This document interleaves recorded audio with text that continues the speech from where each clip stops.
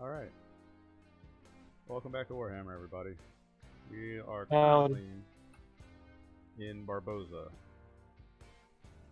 After a good bit of exploration with your new friend Pollux, you all traveled up north and went into the Barbarian Waste, Norska.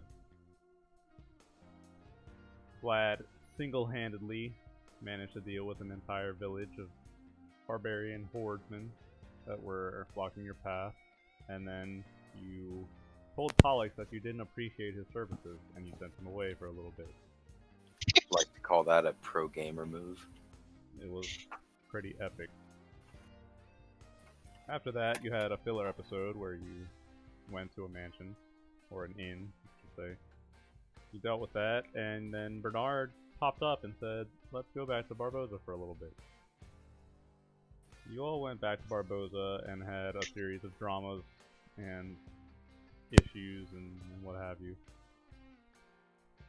And so, through a convoluted series of events, you discovered that Mephisto may have a way to prolong Vice's life, because Vice is currently experiencing hallucinations, daily bleeding and vomiting, and is slowly losing his life to reasons, including demons and Bernard. When we last left off, Bernard was making a few phone calls to Power and what have you. Morning comes on another fairly cloudy, dark, and stormy day in Barboza. A cold wind blows in from the north over the ocean. The sky is dark and many people are kind of staying indoors for the day, although a few travelers and merchants and peasants and what have you go about the streets.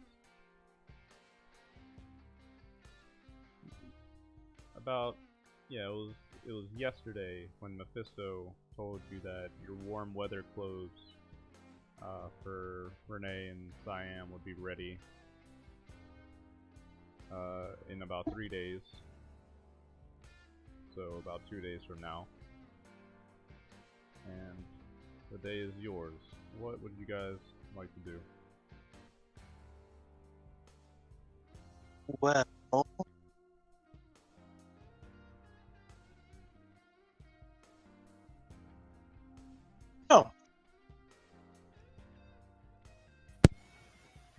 Are you saying something, AJ?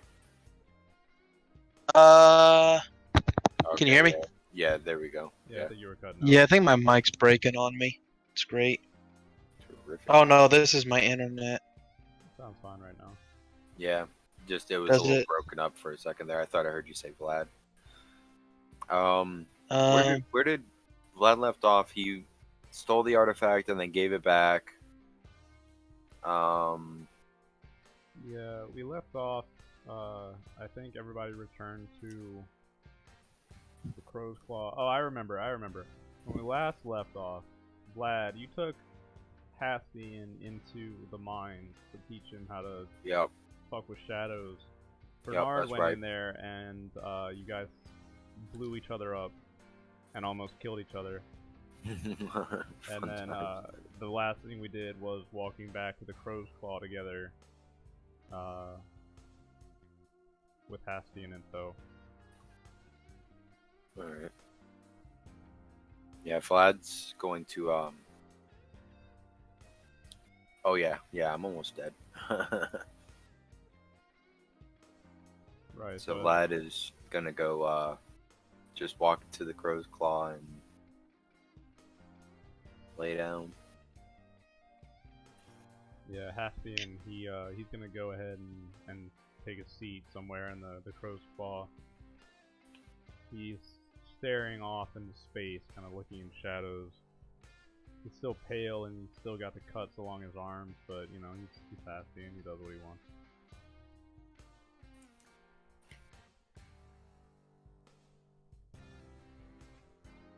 Yeah, Vlad, after we walk into the Crow's Claw, man, I am I'm feeling beat up for some reason.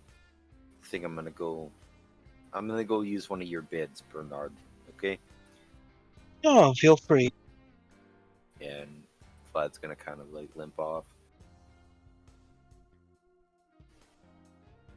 Yeah, Bernard's gonna go take a rest as well. He'll be planning a few things, kind of thinking over maybe how, kind of starting to think ahead about Gelt and dealing with him. Speaking of, Yelmar, has he made it to the Blackfire Pass yet? Yes, he has. Alright, so I'm just waiting on Thark and his merry band. I think you're meeting him actually a little bit late. Not very late, but I think Thark and his people would be there by now. Okay. Yeah, so I'll go ahead and I guess fly up to Thark. Okay.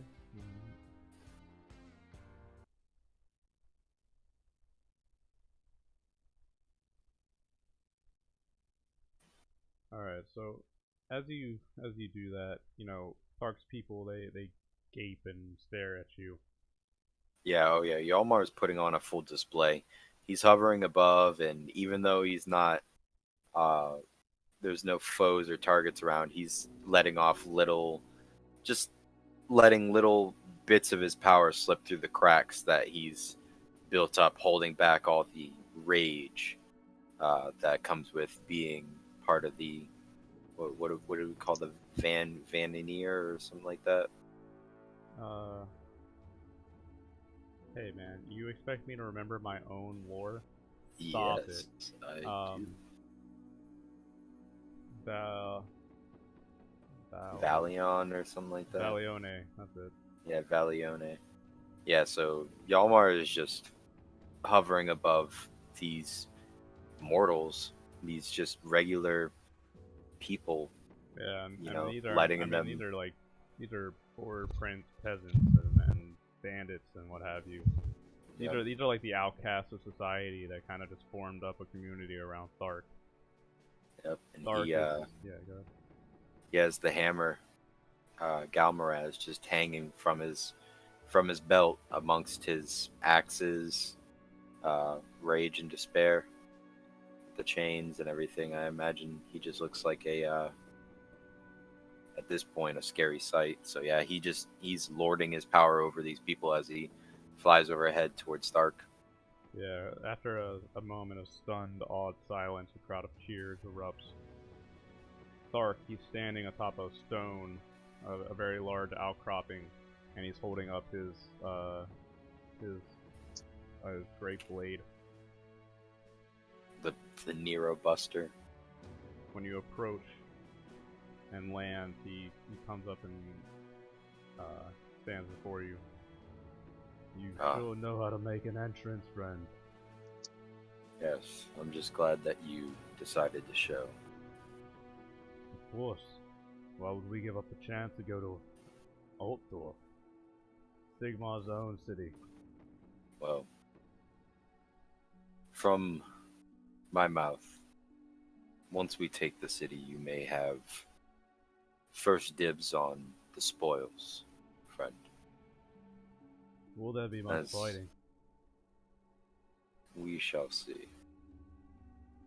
When I left the city, it was in a state of disrepair, but, well, humans rebuild as quickly as they destroy, I've noticed. I'm waiting on word from Bernard, and then we shall move towards Altdorf and commence the attack on Gelt. He will be the first target, hopefully the only target. Aye. We're sitting here. Some orcs are coming down from the mountains, but nothing Thark can't handle. The people of Thark's principality, and a lot of people nearby. Yeah. They are a hardy, strong bunch, cast out from the dregs of weaker, unfit civilizations and townships. We are the hardiest people. We'll move when you're ready. With you by our side, there's nothing that could stop us. Yes. And Yalmar's gonna look back over the people that he was just hovering over ahead and actually look at them for the first time. Yeah, Hardship does breed for a good fight. they're a scraggly, bunch. A lot of them look like they could have been bandits or peasants or whatnot, but they are hardy looking. Most of them are bearded, or the women are fair but tall and strong, and the men are very buff and perhaps not scholars by any means, but very, very strong, hardy people. Yes, hardship does breed for a good fight. Well, if there are orcs nearby, let us keep the blood pumping. And Yalmar is gonna kind of look like give him a head nod, as in like, well, let's move out and go bash some fucking orc skulls. In the meantime, while we wait, We're gonna have to break our way through some orc camps here in the pass. That's the only way through. Sigmar on these grounds once drove back the orcs. Now we're going to drive them up. yes, and with this hammer leading from the front, we shall make it even easier. A couple of the peasants are like, Sigmar has come again! Hail the king! Hail the emperor!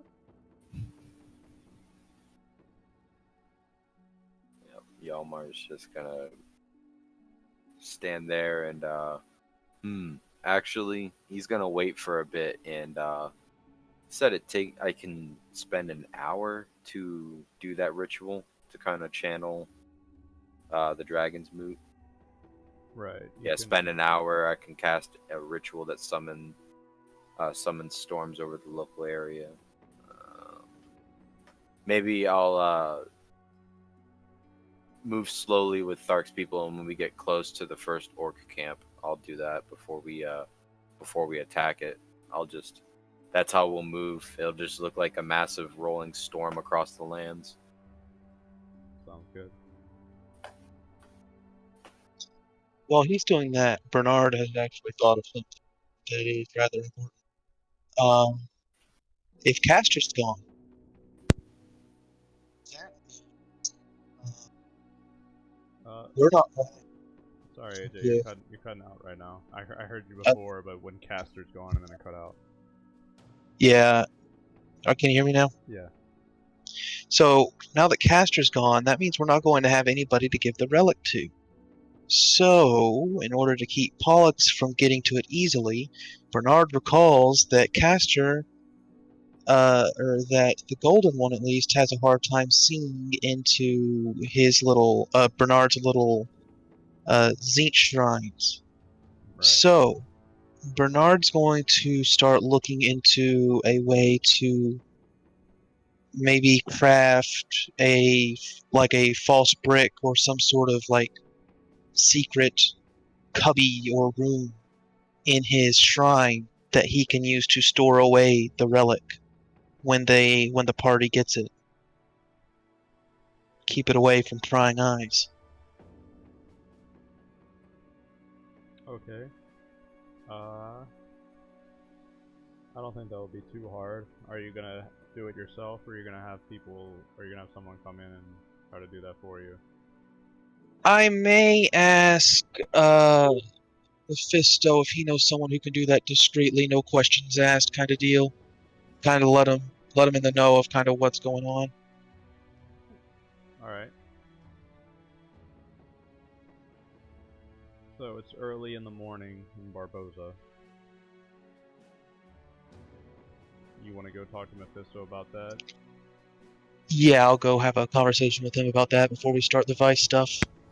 Hey, yeah. While he's doing that, hold on, I'll be right back. Okay. Alright, so early in the morning, Bernard, you leave the Crow's Claw and head into the city. You find Mephisto's shop, and it's closed up, but you recall that during your you're catching up the other day, Mephisto, he kind of just leaves the door open for you. You know where the spare key is outside. Yeah. It's behind like a little brick or somewhere. You just pull it out. You can open it up yourself. As you go in, there's no lights, but you see in the back room there's a cracked door, and you can see Mephisto. He's kind of just lounging around on his bed. He's got his eyes closed sleepily, but when you open the door, he cocks up and looks up. Alright, sorry, I'm back. Okay. Well, I appear I caught you sleeping, so I won't keep you very long, but I had a quick question before the events of the day get started. What can I do for you, Bernard? Anything for you. Well, it appears that our employer has had a bit of a dispute, and in order to keep the item we're retrieving for him safe, I planned on stashing it away in my own little shrine. This employer seems to have, and his kin seem to have a hard time seeing into that little room. So I'm hoping that if I store it there, it'll buy me some time. However, I don't want to store it out in the open. I'd like to make some sort of secret room. I'm not quite that sort of craftsman, but I was hoping you would know someone who could craft something like that for me, no questions asked. He kind of rubs his chin. Well, I'm sure we could get the craft guild to work on something like that, but if you're looking for a discreet... Didn't you once tell me you rescued a dwarf out from some dwarf city sometime? Isn't he working for you? He is. I had thought about him. I think he would be able to do it. I don't see him coming to the city often. Yes, I suppose I will ask him. He's just, a bit out of it these days. Oh, I thought you had two. I do. I Right. suppose we may have been talking about different ones. No, I remember. You have the one whose skin is melting. Yes, and then you have the one who you rescued out from underneath that city that one time. He is your foreman nowadays. He only comes into the city to drop off shipments. If you're looking for a tidy bit of craftsmanship and stonework, he's probably the best one you could ask. I wouldn't trust the merchants guild around here. They're very, Yes, I figured they had loose lips and would pay if someone, or would tell if money crossed their pockets. yes. The only place more secure than that I could think of would be... Well, the stone obelisk is still up. I think your friend Yalmar might be able to get into that. True. That. Though I think they may be able to get into it as well. They're also tied to that sort of thing. Or at least they would have ways of getting into it, I fear. Very true. Either way, I think the dwarf would work nicely on that. It'll only be temporary, but still. Yeah. Did you come However, go ahead. Oh. You go ahead, please. I'm good. Well, I was going to ask what we should expect for our little incursion later into Vice. Have you decided who your third member would be? I think it should be me. Magic users, so likely me, Vlad, and Hastian. I was told he can see things that we can't see, so he may be useful in picking out what it is we're supposed to be looking for. Right, okay. Well then, I'm ready whenever you are. I would just need Vice and you three. With using the lamp, I'll send you in. You may want to dedicate, maybe an hour or two of your time. I've been told that going into someone's mind slows down their perceptions a bit. You might be in there for some time, but it might be only a short time for us. Hey, I wanted to ask because I was curious. With casting classes, you can only swap out your spells on every level up, right? You can't just do it like say I'm taking a long rest, I can't just like do a total That spell vastly speed depends on the overhaul? class, but for sorcerer, it is on level ups. Okay, all right. Because people like druids and clerics are Yeah, people who prepare spells, so they they can prepare change on from the long spell book. rests. Yep. People Okay. like wizards, bards, and warlocks and sorcerers have to do it on level ups. All right. Yeah, because I wanted to swap Vlad around a little bit more. I think I have one final spell set that I think would serve his abilities better. Gotcha. Are you guys still 14? Are we? I think yeah. We're like 15 now. Are we 15? I think we're 15 now. It's Daoji, and Yep. Yeah. we're a level ahead of Daoji in the game. Yeah, we're level 15. Okay. We'll Yeah, probably because I remember Bernard got something at 15, I think. Mhm. we'll probably What be, what happened is I think I just missed out on it. Last level up. We'll probably be leveling up soon.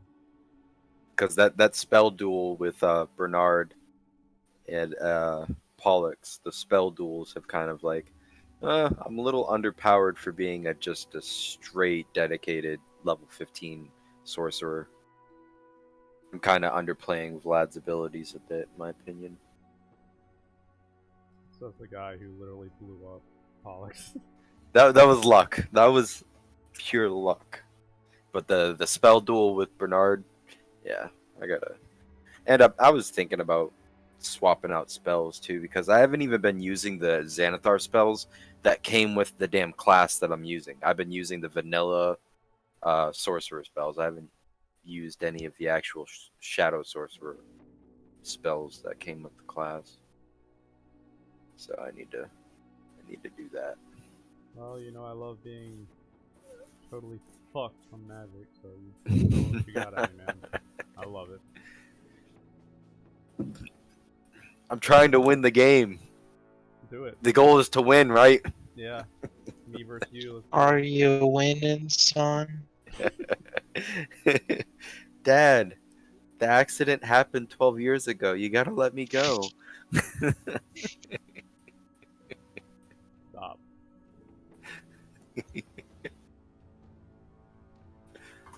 Oh man. Okay. What were we talking about? Just Um, giving us a free, a couple minutes to just go ahead and level up to level 20. Yeah. Don't worry, we'll level up soon. but No. We're getting to 20 soon. Bernard and Mephisto were talking about Vice. I told him who was coming with. Yeah, we're gonna go fist Vice's mind with Mephisto. Right, he was telling you. Okay, so he was telling you that, you know, when you're in somebody's mind, the people who are inside experience time slower than real world. I'll keep that in mind then. We'll be here later on in the afternoon. Make sure everyone has their business attended to, and then we'll get to it. Sounds good. I'll be here. Yes, we'll meet you back shortly. Okay. Alrighty. Vlad, is there anything you would like to do during the day?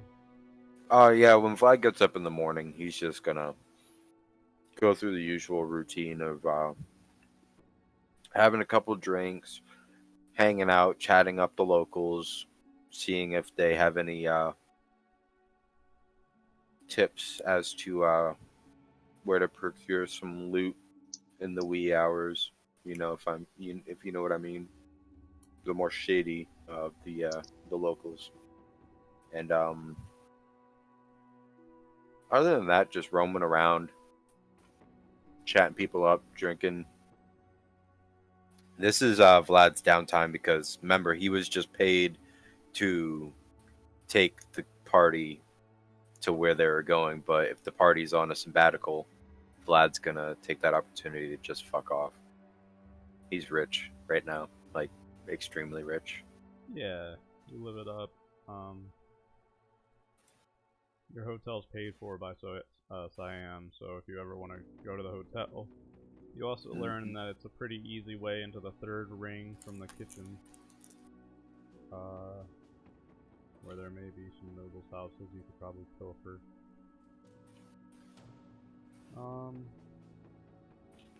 Yeah, I don't think there's really too much in the way of adventure or something exciting going on in the city. The city has taken a beating, so I think it would be nice to just have some downtime. Mm-hmm. Seems like the city that just doesn't want adventure anymore. It's like, all right, yeah, no, we've had enough. It's just a beaten woman of a city. It's the battered woman of cities. Vice will be outside of the Crow's Claw, his feet kicked up on a table, leaned back, with a cup of coffee. Yeah, Vice. People come in and out. You think a storm's on the way, so there's not many travelers coming in. Every now and then you'll see Renee or Hastian kind of just passing to and fro. Hastian will come out, and he'll like sit kind of not like on the other side of the building from you, sitting on like a stump or just staring out at the ocean. Or he'll wander around looking at horses. Renee will come out and look at you and say, "Can I get you anything, Vice, if I go into the city?"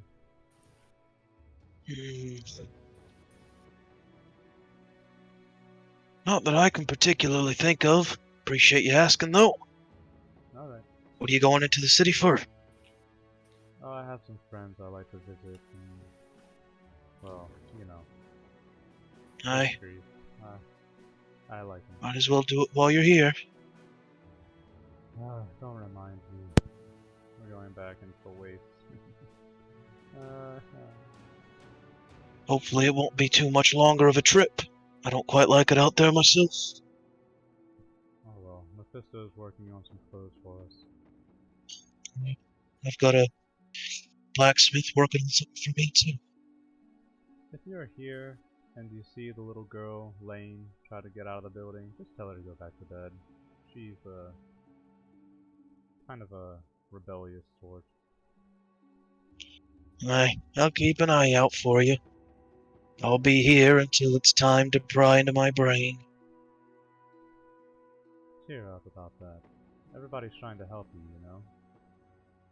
I know. Well, anyway, she'll take off to the city. Fun. Alright. So, is there anything pressing you guys want to take care of? Any shopping, anything, or we can skip ahead to whatever you guys want to do? Actually, I feel like potion shopping would be a smart move. Okay. Let me see what I've got left as far as potions go. I've got a lot of potions because I don't use a lot of them. So I've got a whole bunch just kind of stocked up.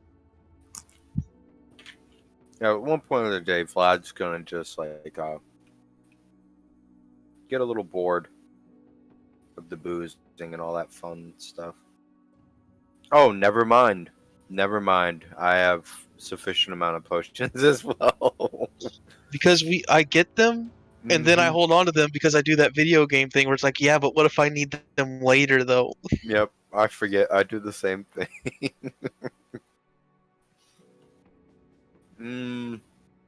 Yeah, never mind. I'm good.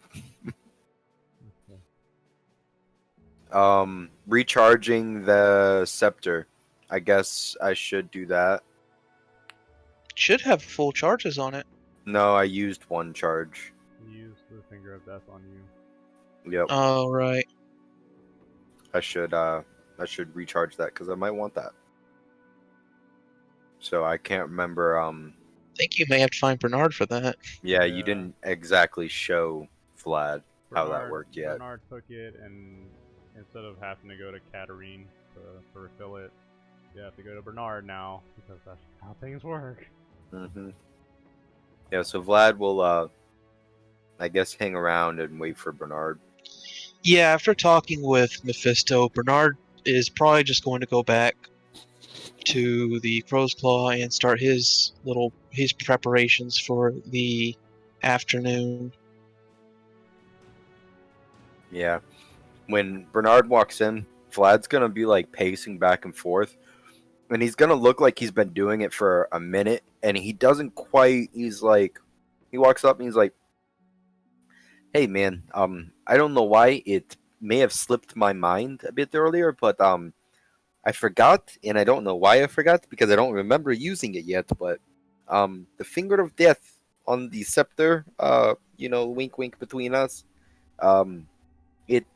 I need to. You didn't charge it, or I either used it and I forgot about it, and it needs to be recharged, and I can't remember you telling me how to do it."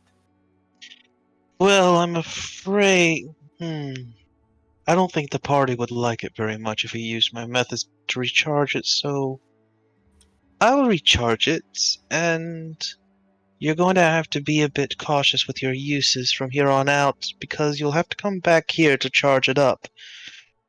It requires a bit of tedium and a bit of a volatile substance that is about as harmful to the user as it is to the enemy. That all, yeah, whatever that means, yeah. See, the thing is I don't remember using it, so, uh, I apologize, I guess. Whoopsie. Um, Maybe you just forgot to charge it before you gave it to me, and we'll just call it that, okay? But I trust Either your way, I can methods. recharge it. Yes, I trust your methods. I mean, magic is it makes life easier, does it not? It sure does. Well, Hand it over, and I'll have it recharged before our foray later on this afternoon. right here you go. And Vlad's just gonna open up the pouch that hangs right there, and he's gonna stick his hand in and then pull it out. Oh, you little fucker! You have plenty of biscuits. Let me get my shit. And he's gonna reach down in there and whoop, just pull out the scepter from this pouch that, I mean, it looks like a, I don't know, like just a like a pouch that one of those Crown Royal bottles would come in. It looks like one of those size pouches. It's drawstring at the top. And, yeah, he just pulls this whole scepter right out and hands it off to you, and just does up the drawstrings again. Yep, I'll go down into my shrine and see about recharging that. Hey, if you need a help with any magic, just give me the word. I'll let you know. It shouldn't be too much of a trouble. It Right? just requires a few resources from my mine and a a bit of divine intervention, we could say. Ah, I see. Well, I'll be around. I don't really have much to do around here. I'm kind of on vacation, I guess. I signed a bad deal. I think everybody did. Hey, you wouldn't happen to know any easy ways out of a contract with a not so good employer, would you? You could sign a contract with a worse one. Mm, Trash man over by the bar is like, I know one. Stop taking baths. Works right. for me. Well, Didn't stop you from getting into a contract with me, did it, Trash Man? Unfortunately, no, but that's part of my charm. I know you like it. It brings in the well, customers. It adds a scent to the crow's claw. Indeed. Either way, I think you should ride it out. Should end up well for you should you survive. If you hmm, try to duck out of this one, I'm afraid they likely won't let you go back home. well, we will see. It seems like they don't want me to leave this place anyways. They keep sending me places to die. You know? Well, that's what I'm here for. I'll be keeping an eye on you lot. Now that Pollux is gone, it was a bit difficult when he was around. He was hindering my gaze. Yeah, and I But honestly have to say, I do feel a lot safer knowing that you're looking out for us, and not, one of those other crazies who just like to pop in and play with us like our little toys. Indeed, I don't think I'll be throwing any of you into a barbarian camp anytime soon. Yeah, that wouldn't be it wouldn't be too nice if you did. But I'll go ahead and get this charge for you. It may come in handy when we're foraying into Vice's mind. There's no telling what's in there. Prepare Yeah, yourself, and then I think afterwards you lot will have a few more days to relax, and then hopefully it won't be much longer until you've completed your goal in the wastes. In the meantime, Hjalmar and I will have our own goal. well, yes, we do need to free Vice from whatever has a grip on him, I believe. He Indeed. will not survive much longer if we do not.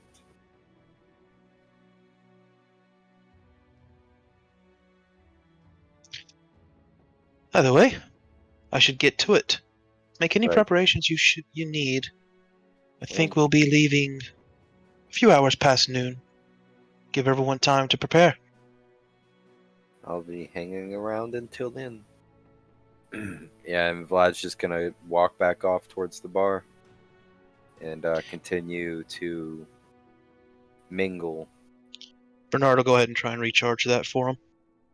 Alright, go ahead and make a bullshit roll. Let me check my modifiers. So that's going to be a. Where is it? Oh, it's up. A plus 20 and a plus 30. I'm not There you looking go. for anything super high. Plus 10 plus 5. Okay. I just been so long since I played Bernard, I didn't remember what his modifiers were. 19, 11. Averages out to what? 15, 16? Yeah, good enough. So Bernard, I'm gonna give you a choice.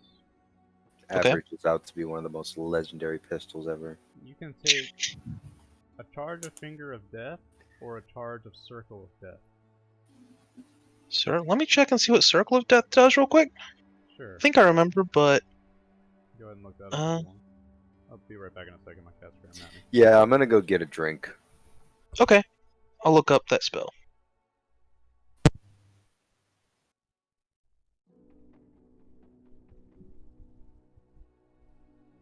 Yeah.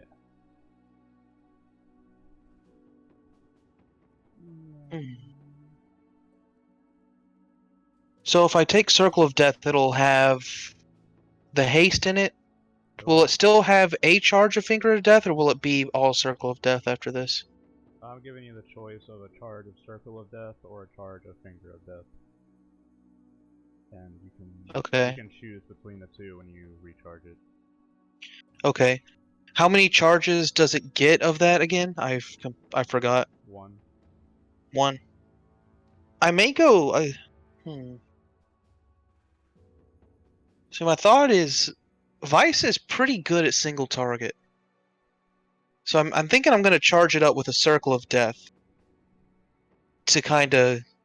So Vlad, if we get swamped, he can kind of Yeah, it's pretty put good out some of AoE that attack. AoE.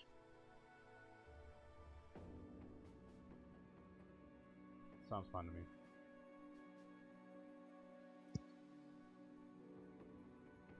The way I see it is, Finger of Death is an amazing single target, and it gives you a zombie afterwards, but 8d6 on like a horde or something. Nothing to. Yeah, like that would have been really useful. For example, if like the barbarians would have came after us or something. Right. Alright. So yeah, you can take a charge of Circle of Death for that. Yeah. So I'll charge that out with Circle of Death. Then I'll probably head to that dwarf and kind of go ahead and give him the orders on the secret. We'll go ahead and make it a whole secret room, in case, because that kind of gives me more flexibility with what I can do with it. Yeah, he's happy too. This is a dwarf who he carved out his own like complete tunnels underneath that dwarf city for all those years. He's a very excellent mason. So when you come to him, he's kind of just brushes off his hands and he's like, "All right, boss." All right, I have returned as well. And he'll follow you to the storm's God fucking damn it. I'm gonna keep saying the Storm's Claw forever. It's the Storm's Claw in my mind. Crow's Claw. Oh, And, that period in time where things were just heating up. it's the rule of 3. You know, I said it 3 times in a row, and then it's gonna be that forever. Yep, now it is. And so it existed. But yeah, Bernard, he'll come, and it's probably gonna take a little bit, but give him time, and he'll get that whipped up for you. Yeah, that's fine. I charged it up with Circle of Death, by the way. Okay. What does that one do? What level spell? It's 8th level is again? It's a I don't 6th level think it's spell. 8th level. Circle of Death is a 6th level spell. They have to make a Constitution saving throw against your spell DC. 60 feet radius. Targets take 8d6. Yep. So it's a big AoE. Nice. I think Bernard had that spell at one point. Nice. No. Yeah, I'm looking. No, I was going to get that spell.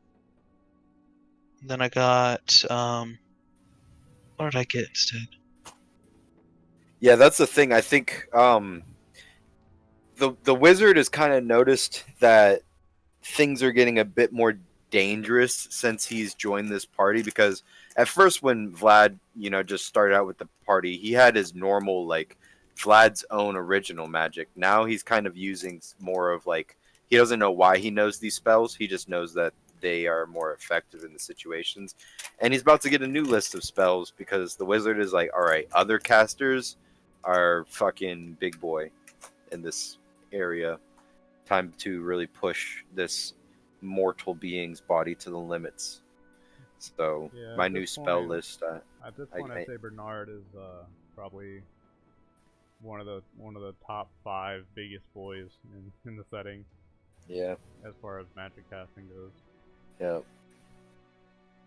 Not counting. He's got 2 of them on his list to take out, though, so he's going to be number 1 by the end. I want to be the very best. Doon, doon, doon. No one ever was. Yamar, I choose you. Oh, man. The way of magic is inherited, so much like the Sith, Bernard must kill the higher-ups in order to gain their position. What's a little cancer among friends? The true takeover. The rule of 2. Gelt must die anyways because he violated the rule of 2. Yep. Yeah. Gelt was the original Palpatine. All along. Sigmar's very own gold mage. Remember when you killed the fuck out of that dude in the dwarf fortress? Good time. And then Bernard's like, you can't be the Sith Lord, I have to be the Sith Lord, stabbing the shit out of him. Great.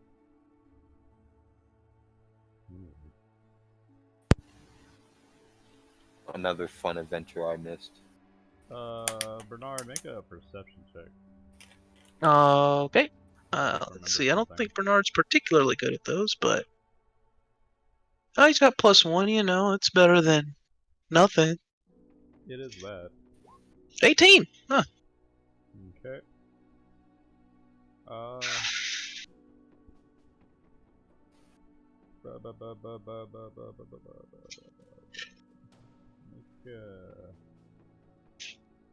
Vlad, make a sleight of hand roll, I think, or a stealth roll. Make a sleight of hand, I think. All right, hold on a second.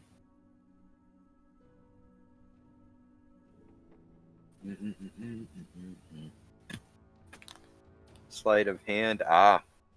But you see. No. Give it to me, shitlord. Oh, 16.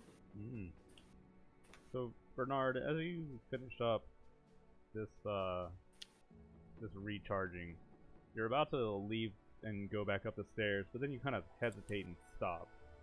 Something out of the corner of your eye, just like the faintest glint of a light, like kind of catches in your eye. You look over and you see there's some kind of little black stone or some kind of thing kind of just hanging off the side of your wall, pointing towards the center of the room. Oh, did you spot my little pinky finger? You did. One sec. Oh, okay. I'm gonna go ahead and pick that up.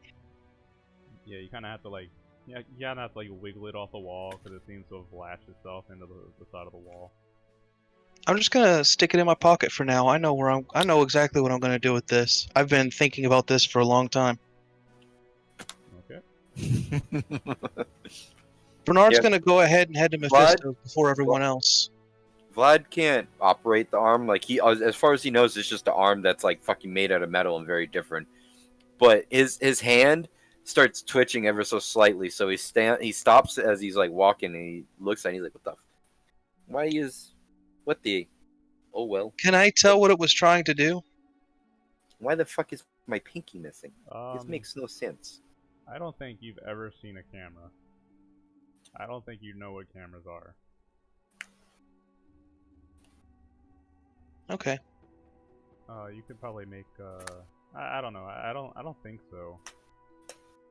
I don't think cameras exist. That's all right. You probably. Yeah. Okay. Well, anyway.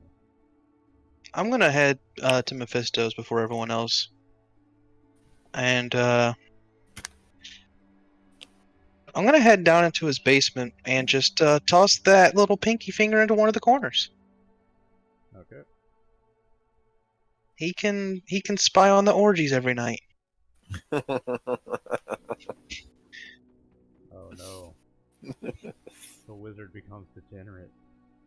Is this what we call machine learning? AI assimilation.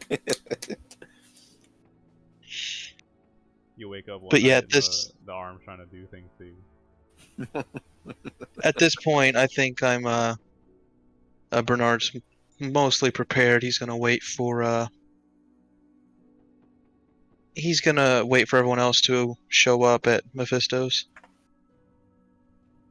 Alright.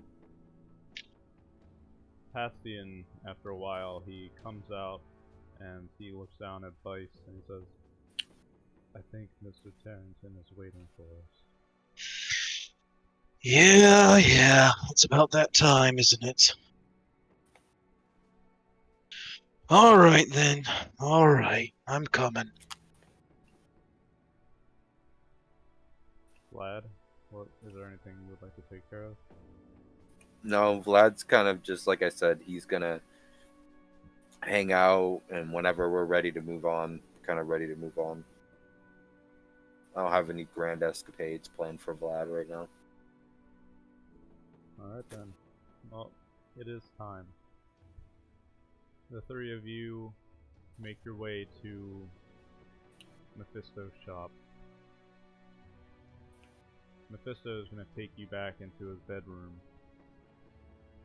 You see he has arranged 3 chairs around his bed. And as you come in, all 3 of you, he says, "Ah, finally, do come in. Let's go ahead and get this started, shall we? Now, Vice, I want you to go ahead and lay down on the bed here." What? I want you to lay in my bed, please. I'm gonna look around. Is it only the 5 of us here? Yes, it's Bernard. There should be 4 of you. Bernard, So, yeah, Vlad, Hastian, and Vice. And no, if you're you right, try Vice. anything funny while I'm sleeping, I'm gonna gut you. Don't worry, friend. I'll be here. I'll look out for you. You've taken me this far. Yes. Trust in Vlad. He'll take care of you while he's in your mind. Trust me, I have no intention of not paying for having you on my bed. Now, anyway, look, just lay down. Vlad will begrudgingly do so. Now, the 3 of you, go ahead and sit in one of the chairs positioned around the room, please. Very well. Bernard will go and take a seat. Well, alright. Well, this seat looks nice. Yeah, and Vlad will hop up in the Hastian chair. flops into one of the chairs.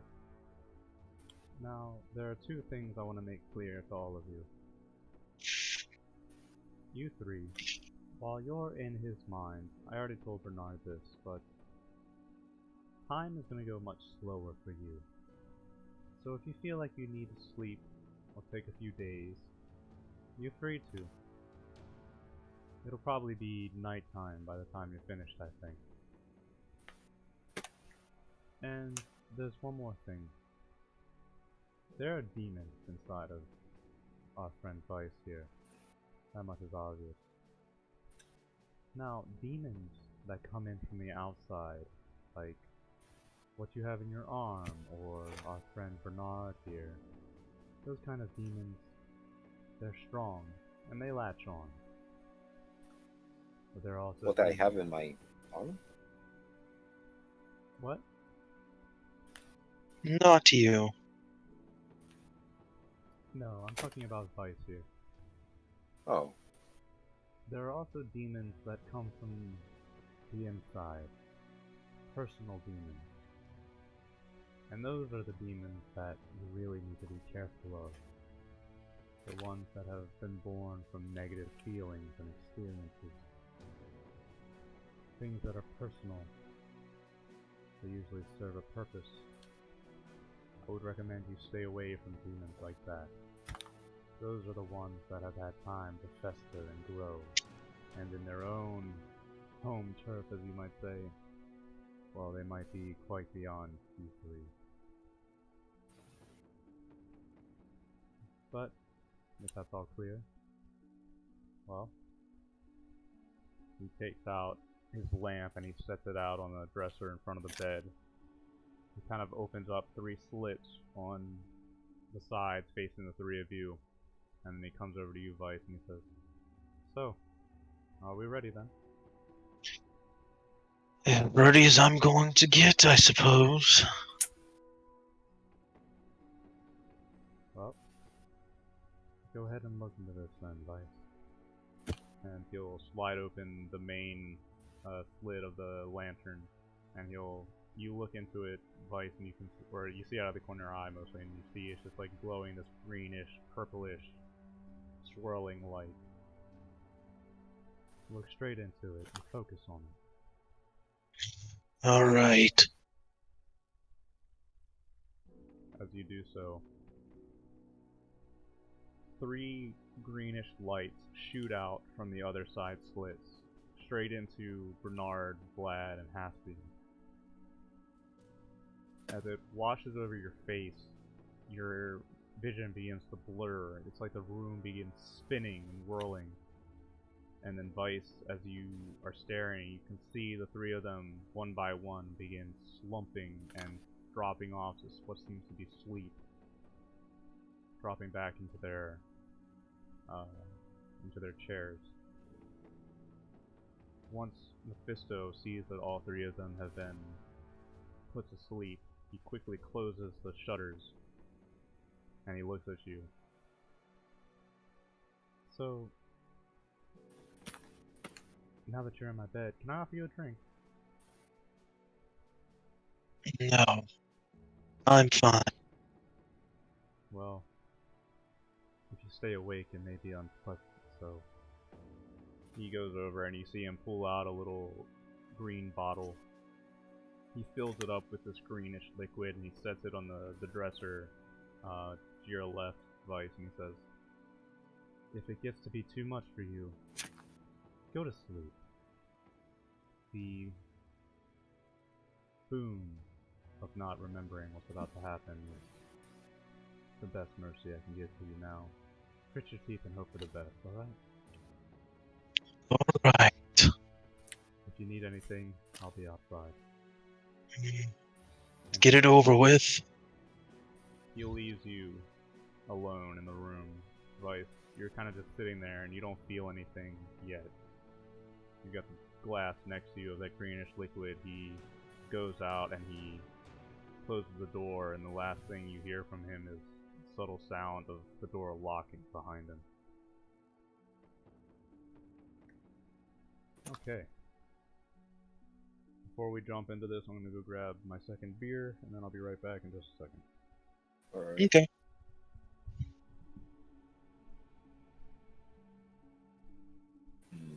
Yeah, I really can't wait to swap out my spells. Got something in mind? Yeah, well, there's like spells that I should have taken that would keep Vlad a little bit more combat active. Yeah.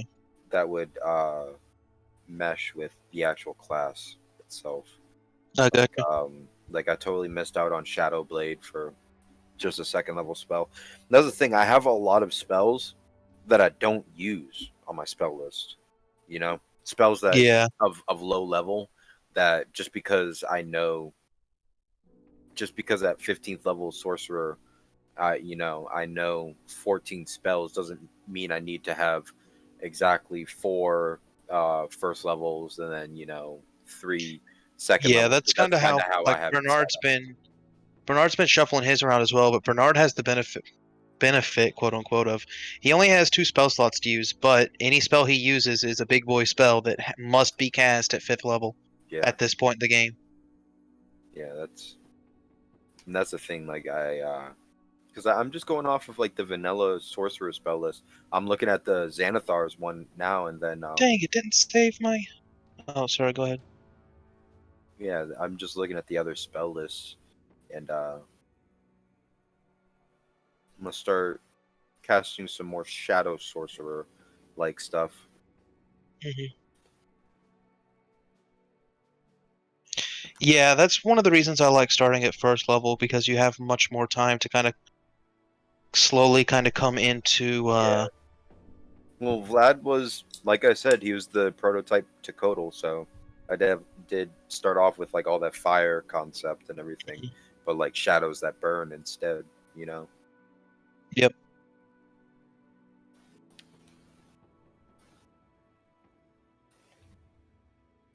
Come on. But I think I'm gonna start playing more up to the shadows, aka what I'm dubbing the Black Sabbath. The Mhm. entity that inhabits him is called the Wizard, but the Shadow Realm the Wizard calls it the Black Sabbath. Well, no, I'm gonna call it the Void. Yeah, the Void. The Black Sabbath will be something else. Very themed. If this AI entity is from the future, it's gonna have some some themes to it. Hey man, I love themes.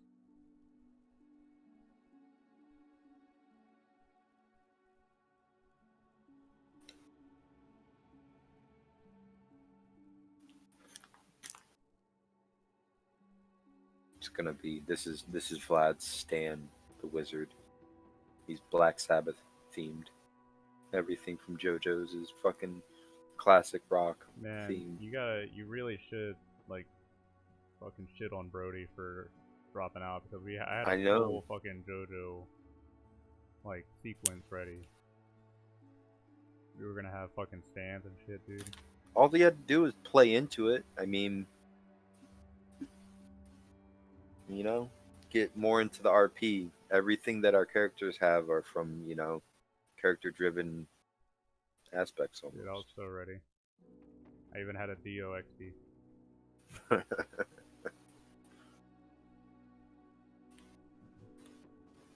Well, instead of Dio, we have Deus now, so. Yeah.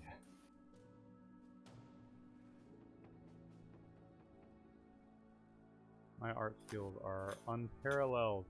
That's not a dick, I promise. You sure about that, bud? No. Does your dick have doors? Get off my screen. Okay.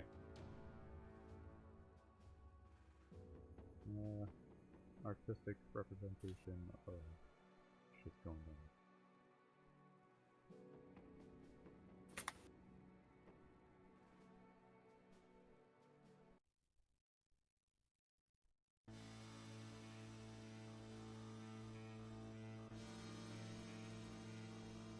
As you guys drop off to sleep, your vision clouds over.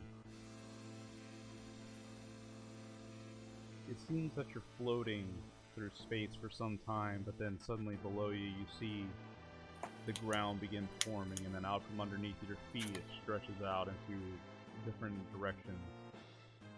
It's this ground, this very solid, rocky dirt that you hit. It kind of knocks you off your feet, knocks the wind out of you if you hit it.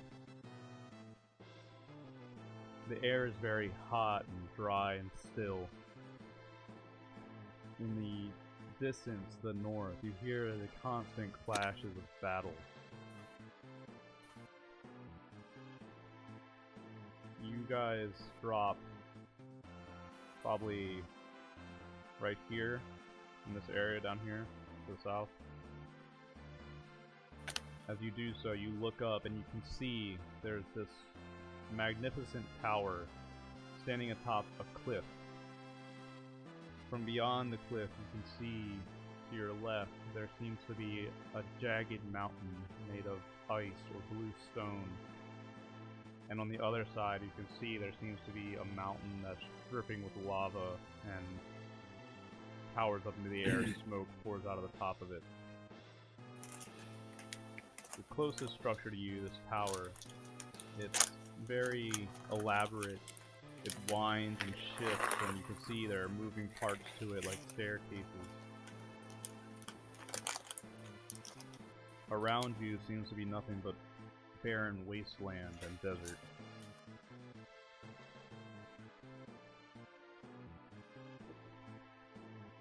So, this is the inside of Face's mind, eh?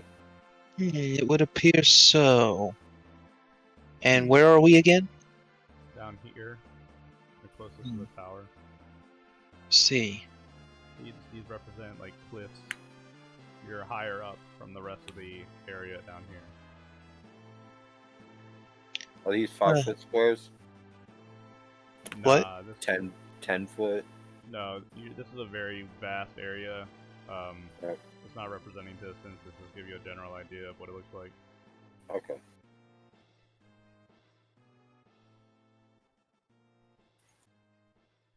From where you're standing now down here, you can't really get a good look down below the cliffs. You can just hear the sound of combat going on, like clashing metals, and you can eventually, like, occasionally you can see flying monsters. They kind of seem to focus around the center part of this area. It's surrounded What are the by lighting conditions like of this? The sky escape? is a dull red. Okay. Brown clouds kind of just linger in space. It's not. So would you say that shadows are relatively prevalent in obscured areas like this? In the cliffs and near the structures, I would say so. When you're out in kind of the open area, not at all. It's mostly just blasted wasteland and desert. Alright. Well, I say we get moving, Don't want to spend forever in here. I quite agree. I think we should head to that tower. Seems to be closest to us, so we should check it out first. Bernard, you already know what the tower represents. Even if it takes you a minute to register, you look at it and it feels very familiar to you, like as a representation, this is where you reside in Vice's mind. You spent quite some time here. When you approach the front gates, you can see there are gargoyles and hideous beasts made of stone kind of hanging off the side of the walls. Two huge double doors stand in front of you, but Bernard, as you approach, very casually, they just open up for you. At the center of the tower, there's a little elevator-type circle that's just sitting there waiting for you. Well, it appears we need to go this way. Yeah, Vlad's gonna go ahead and follow Bernard. I mean, Vlad is aware that Bernard does or would know the inside of Vice's mind. I will head to the elevator. Yeah, Bernard. You step onto it, you and Hastian and Vlad. Suddenly it rises up out of the stone and quickly floats to the top. When you get there, you look and you can see, facing northward, there's a huge opening, like part of the tower is missing, with a very short balcony. As you look over, you can see more plainly out into the plains. Surrounding this smaller, it's like a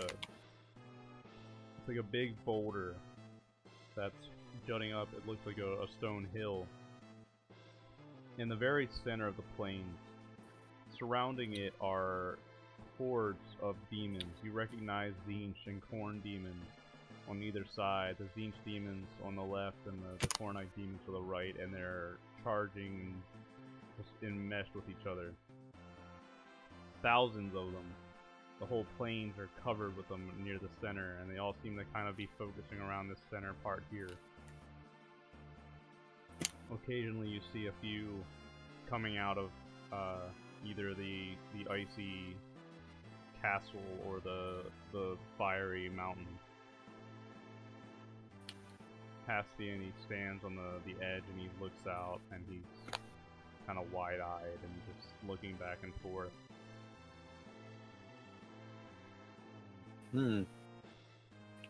Should we all maybe, announce that we are contending for the throne as well? I'd rather be a bit more subtle than that. There's a lot more of them than there are of us.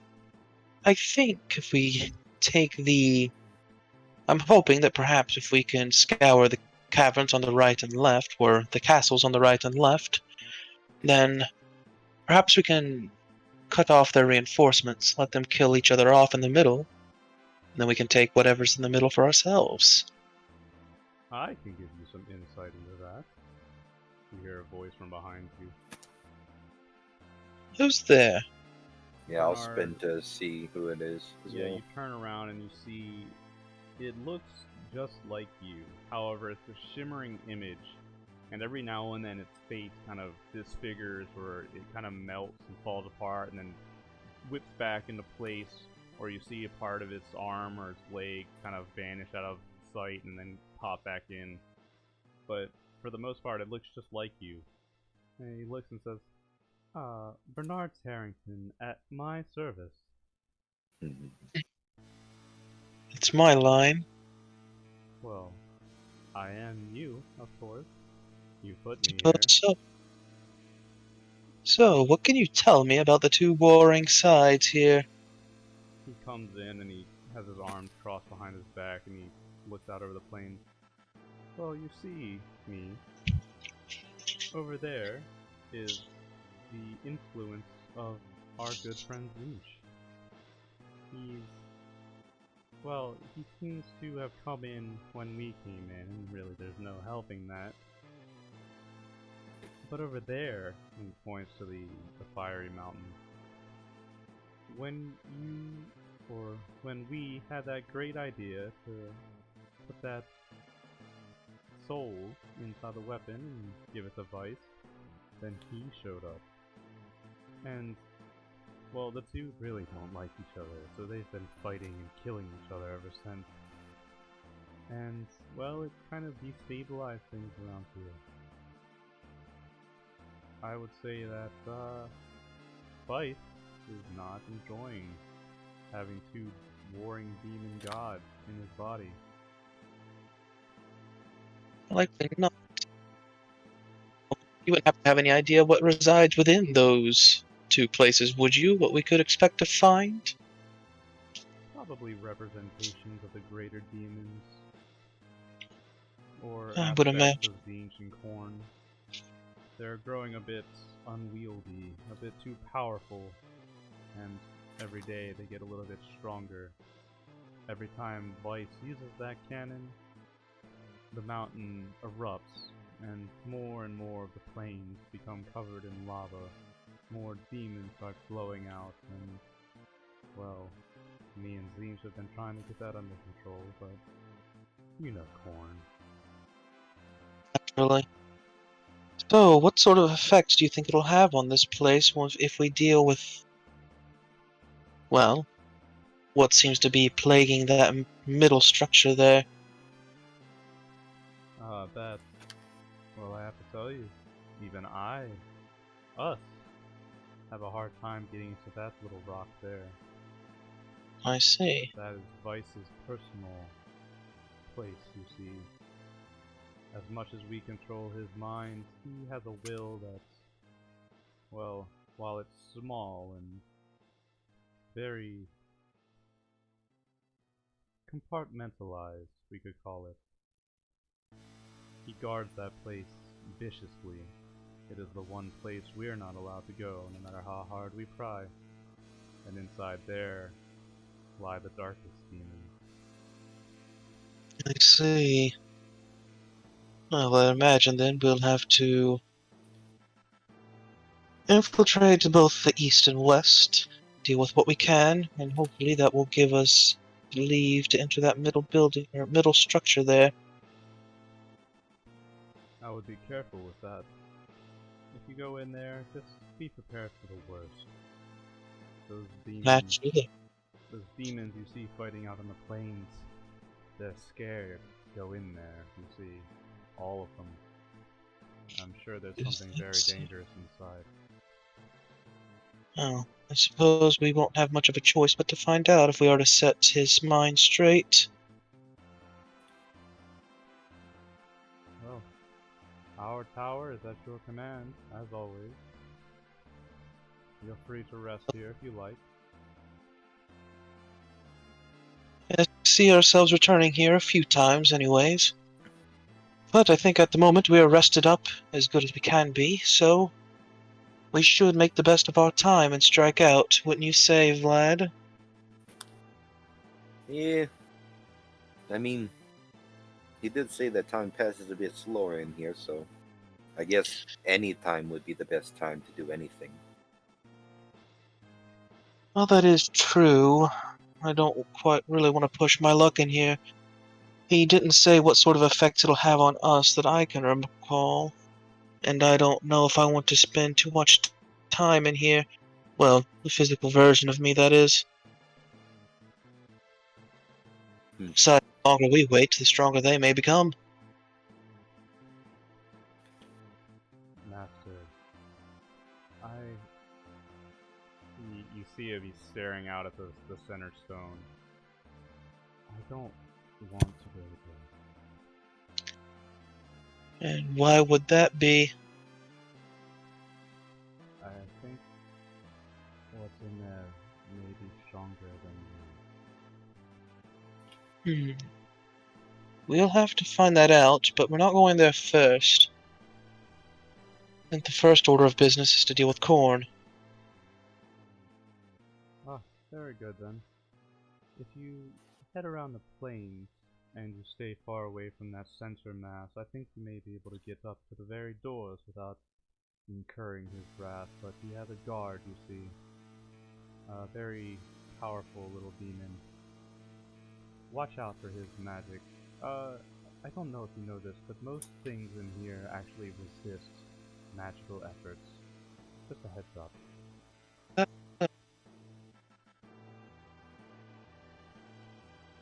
That in mind, then. Very well, we'll be off. I'm sure you can expect us to return before we make another foray once we've dealt with corn. Of course. I am here to serve. I am you, Let us- after all. Let us be off, then.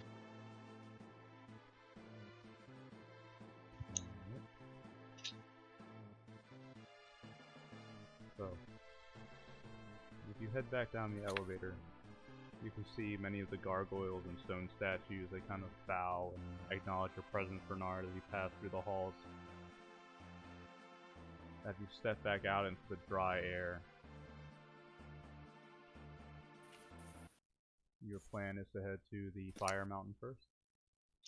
Yes, I think dealing with corn would be appropriate. Okay. Oh, this should be fun. A bunch of casters against fucking a bunch of melee berserkers. Oh yeah, That's fun. That'll happen at some point. Let's get it. Let's get it. Yeah.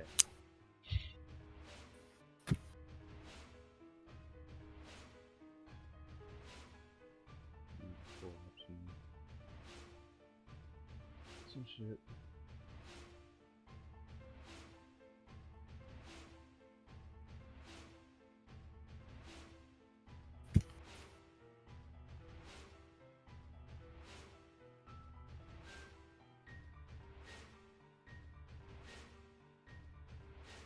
Alright. As you head down past the cliff, go ahead and make stealth rolls for me.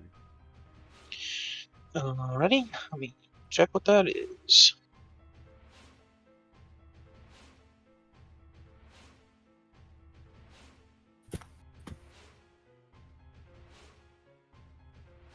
$18.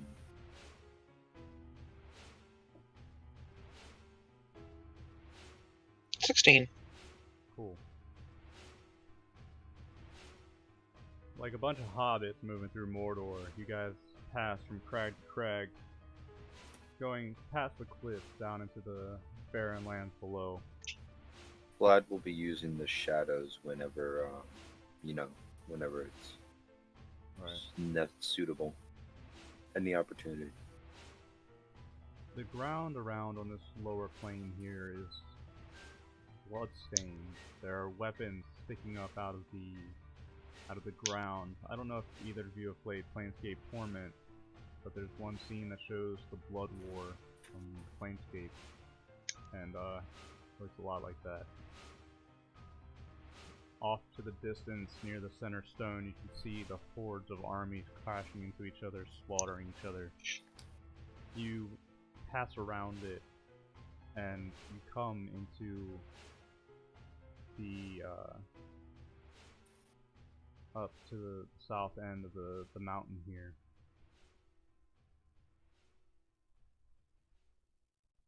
As you approach the main door, you can see from a distance, you can see overlooking from a tall stone, standing in front of the mountain's gate. Every now and then a few minor demons will run out and run back into the fray. But you can see one tall, very armored, tall demon wielding a battle axe, and you can see he has a whip hanging from his side. He seems to be the gate guard. He's huge with red skin, plated armor, horns rising up from his head and glowing fiery red eyes. The gate is pretty massive. It seems to funnel into the mountainside. There are also several holes in the side of the mountain where lava pours out from. This place is extremely pleasant. Indeed. It's the guard I was talking about. Well. It appears I'll have to use my magic in a way I haven't done in quite some time here. Huh. You know, I created a spell once and I haven't got to use it for a while. I may. What is that now? An armor that I can wreath myself in. It will reflect a fair amount of damage back at whoever is seeking to deal hurts to me. That would be very useful to know. You would do well to learn that move from him, Hastian. Add that to your collection. It has served me quite well many times. But, well, I suppose we'll have to get past him to get into this. So I forget, is this the castle or is this like a mountain here? This is a mountain that is guarded. The whole thing is just a mountain. The castle's on the other side. I see. Well then, I don't suppose there's going to be much talking our way past him. So, it would do well on us, I think, to try and get the jump on him. Very well. I shall. Vlad's gonna look around the Guardian. Are there any like very obscure shadow spots? Roll up perception. All right. Let's see what my perception is. +6. Oof, 9. Well, very obviously, Vlad, you can see. You think that if you got close enough, you might be able to just yourself be able to skip past this guy entirely. There's many shadows inside the mountain itself, past the gate. There are lava flows that give off faint light, but there are many crags and high places that you think you could probably jump through. Alright, here's the thing. I can make him disappear for a little while we move past him, or do we actually want to kill him? Get rid I of it? don't like the idea of our escape being blocked off. If we need to make a retreat and we banish him, he'll be back before we need to leave. Very well. So, if we find ourselves in trouble and need to leave, he would be blocking our escape. Well, okay then.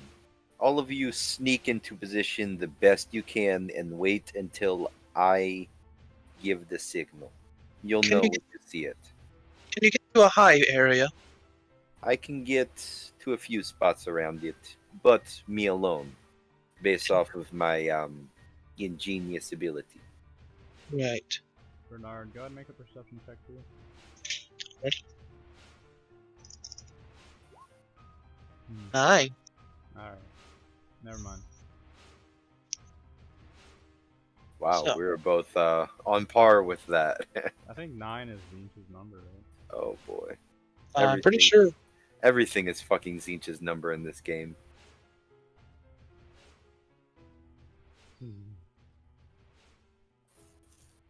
Yeah, holy number 9. There you go. Oh, great. Zinch is looking He's after you back. guys. He's on the other side, like, yes. We both rolled 9.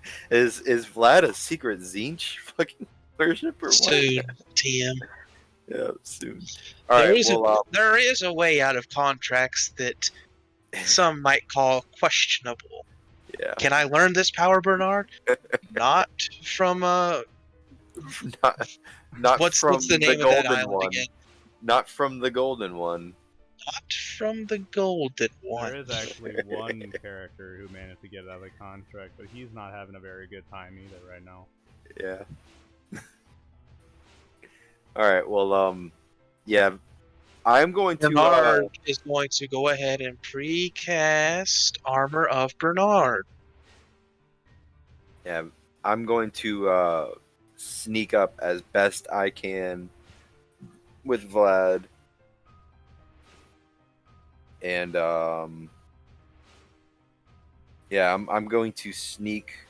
How close can I get by shadow hopping to the Guardian? Also, I'm gonna roll stealth. I'm just gonna go ahead and do that. Get that out of the way. Nice. Bro, you could, I am the shadows right now. You can get by him, like, you can literally pass underneath him and get through him if you wanted to. Alright, well, I shall, you know what? Because of that stealth roll, if I can flavor it this way, I'm going to shadow hop, and then I am going to slowly rise out of the creature's own shadow and I am going to spend it's just one. Yeah, one sorcery point. I will spend one sorcery point to subtle cast at 7th level delayed blast fireball. Yeah, I'll go ahead and do that, and I'm just gonna lay the bead in between its legs, and then I'm just going to descend back into the shadow and pop up. I'm going to say safely. What is the range on that? 40 feet away from the creature in a alcove of rocks, just to have some cover. And then I'm going to once I'm going to give everybody enough time to move into position. Once I feel like everybody has had enough time, I'm going to detonate the fireball. So that should give people enough time to set up, move to where they need to do. Alright. We'll go ahead and do a surprise round. Yeah, so that will be the signal to attack. Go ahead and roll initiatives. I'll take care of Hastian. You don't have a key flying. Bernard just got a 2. Yeah. That's alright.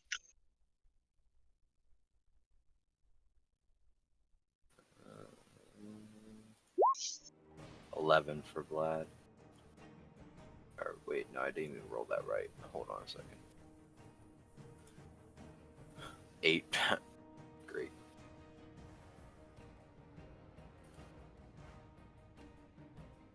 Alright, so we're gonna start with Vlad on a surprise round. So Vlad. Okay, the creature will make a dex saving throw, or take all of 50 damage. And this will be directly in between its legs. So hopefully I can fucking blow its nuts off, or blow it into a split, or fucking do something neat. Yeah, dude. Alright, so bad news is resist fire. Great. Terrific. Good news is as you wait and you let the bead explode at the proper time, it kind of, like Bernard, you see it rise up, and it positions itself right between Thing's knees as it's standing there watching the gate, and then suddenly explodes, and you see it do a complete, spread eagle split onto the ground. It screams in pure agony as its demonic nuts just split open. Bernard and Vlad, you both notice that the demons over here, they seem to take notice, and you think some of them are coming back. It's probably going to take them a little bit, though. Alright, well, that was the signal for everybody to get ready to fucking... Hastian nearby, he's going to shoot off a couple of, probably necrotic bolts or some shit. Blast that thing right into a fucking splits. Yep. Oh man.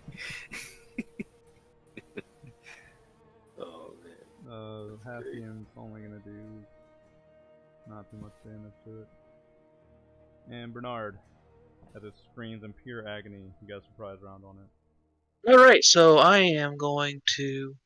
So Bernard turns the corner, and the way I imagine this armor looking when he casts Armor Bernard is it's more psychological than anything. Bernard's just like kind of blurred, blinking in and out of existence. His eyes glow a faint purple, and he is going to fire his sword at the demon. I need to look. That is plus 10.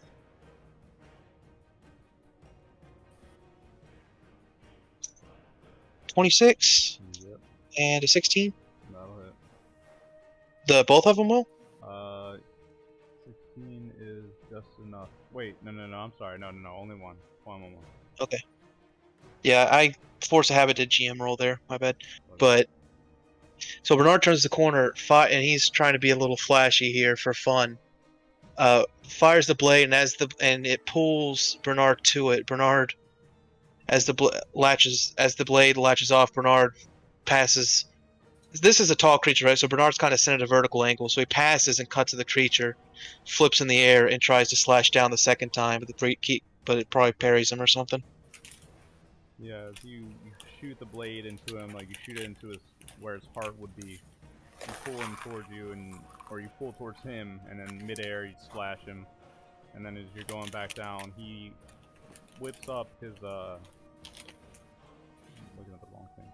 He whips up his battle axe and he tries to swing at you, Bernard. But as he swings, you kind of just drop down to the ground and move to the side. The ground nearby rends. He lets out a screaming cry. Suddenly, a large bird-like creature erupts up from the top of the peaks of the mountain up here, and it swoops down towards you. I'm gonna add him to the initiative and put him at the Does bottom. Bernard recognize what the bird may or may not be? It looks to be some kind of smaller rock demon. I see. I don't actually know what it is, but I'm gonna say it's a fucking bird. Corn bird. So it's probably bleeding. I wasn't sure if it was like a Hakan thing or something. It's burning and on fire at the same time. Bleeding and on fire. Bloody fire. Blood fire. Hakan! So, Blood fire crow. the demon, as it recovers from its devastating split, it's going to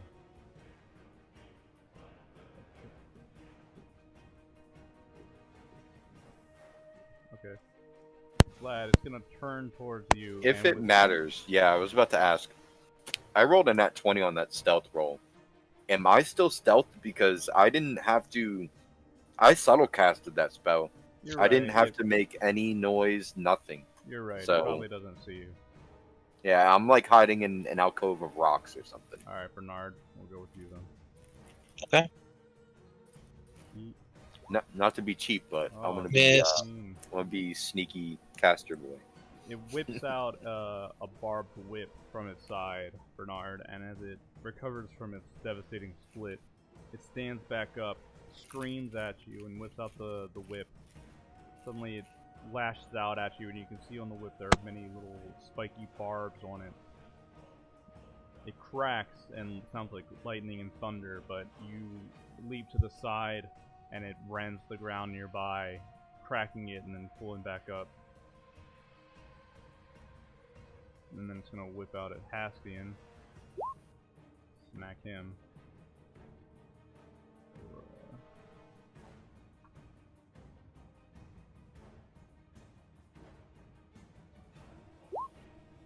Hastian's gonna take 21 points of damage. You see Hastian, he's kind of standing back behind a rock. When the whip misses, suddenly little beams of black necrotic energy start like poking him in the face. It lets out this angry roar and then turns and slams down the axe on where Hastian is. And you see him kind of just go sprawling into the ground as the stone he was hiding behind blows up. The V-Rock is going to... the Brock is going to come down, and you can see it's a smaller variant, Bernard, and it's going to make a couple attacks at you. Flying down, sweeping at you. 15 hits, 14 misses. Okay.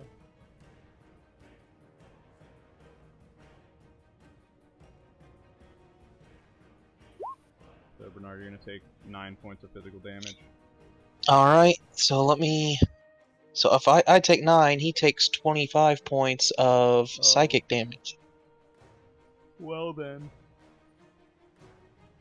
How much health do these things have? Oh man, okay. So yeah, as it sweeps down at you and it bites at you, one of its claws pierces into your skin and then suddenly your armor reacts. A huge explosion, you see Bernard just kind of erupts into this bluish explosion that extends out from his body. The V-Rock lets out this screech reels backwards, and you can see like part of its underside is started to like burn and melt from this Tzeentch energy.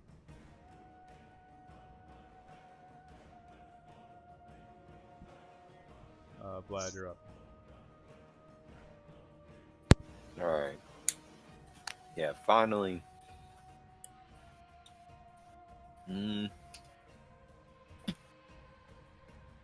Yeah. Seeing that his attention is kind of still on somebody else.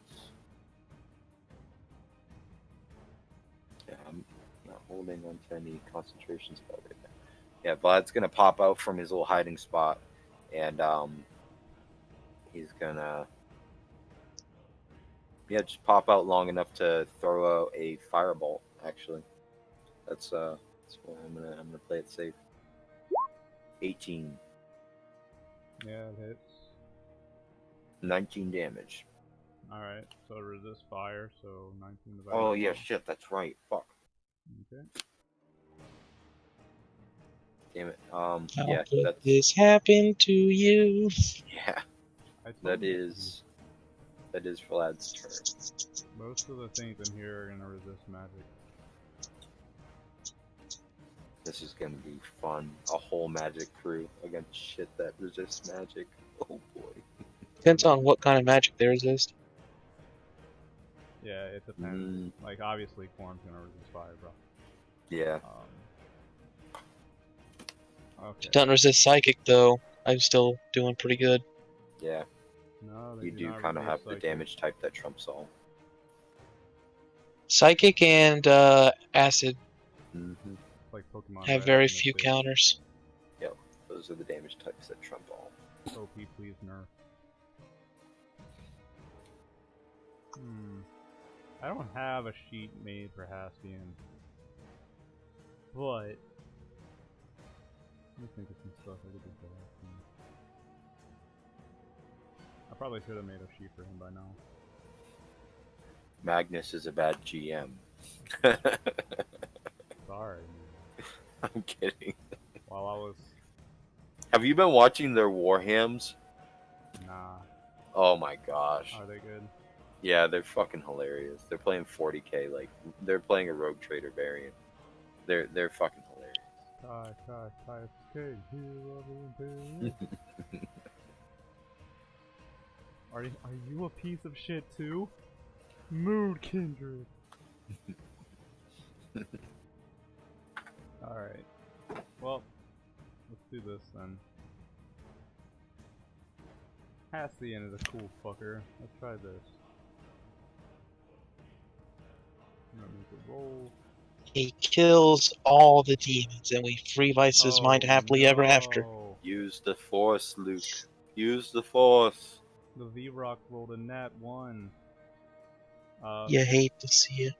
As Hastian stands up, Bernard, you look over at him, and you can see, since this is his real first time in combat, he stands up, and you sense from him this huge welling of energy. It's almost overwhelming how much energy this kid can put out when he wants to. And since this is the first time you've seen it, it's probably pretty surprising for you. In a surprising show of emotion with rage, he turns and he points a finger towards the V-Rock as it's flying back up towards the side of the mountain. And then you see just this it's like this black bolt of lightning shoot out from his finger and strike the rock in the underside. Interesting. Is the rock still alive? Let's find out. No. Oh. As he does this, the bolt of lightning shoots out from his finger and strikes the rock in the underside. It screeches, and then you see the lightning begin whipping out all around him. It goes all around the creature's body, and then you see it striking into different points of his body. The creature screams, drops down to the ground, and slams into the side of the mountain, tumbling down. And then a few seconds later, you see it. Its head rises up, but instead of burning and dripping blood, it kind of turns into this cold, gray disgusting looking zombie monster. And Hastian begins slowly walking towards it as it passively, almost zombie-like, looks towards him. Hey, the scepter doesn't do the ice storm spell anymore, does it? No. Nope. No. Okay, alright. Thought so. Got haste and circle of death now. Alright, Bernard, you're up. So, this guy in front of me, I am going to... Yeah, I'm just gonna whip my sword at him a few more times.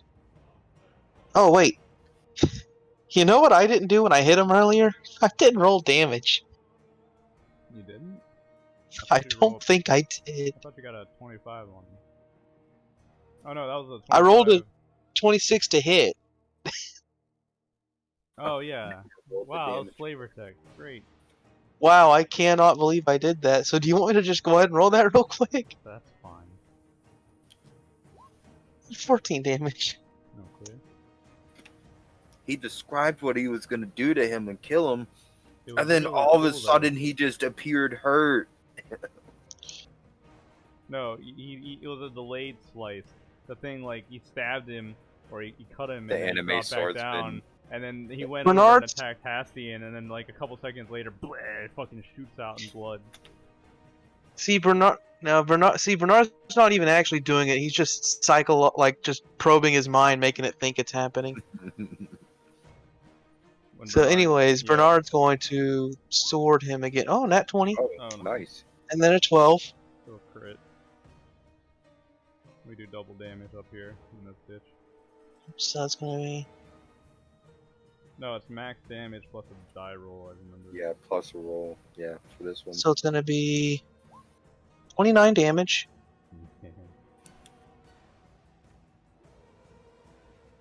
So Bernard's just let the kind of keeping the sword in his chain form as he's just whipping it around like a whip. Okay. Alright, so this thing...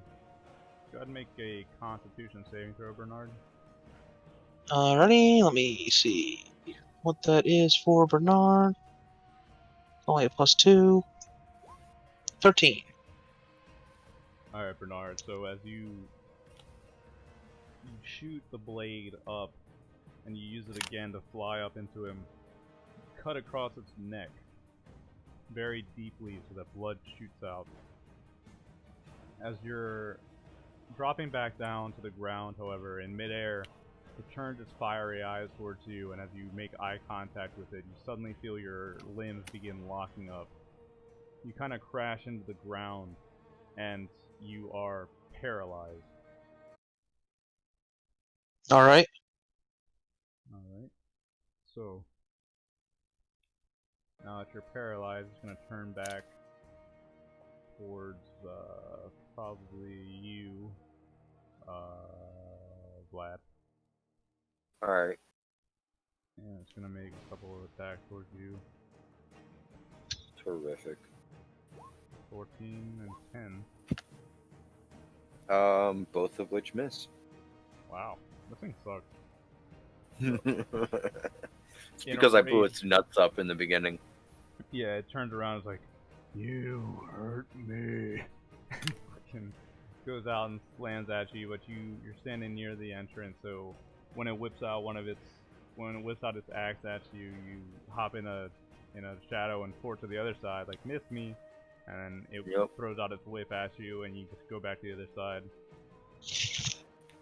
What a scrub. Why not? I need that for raping people. Glad you're up. Alright. Alright, so, this thing is nearby to me. Bear with me.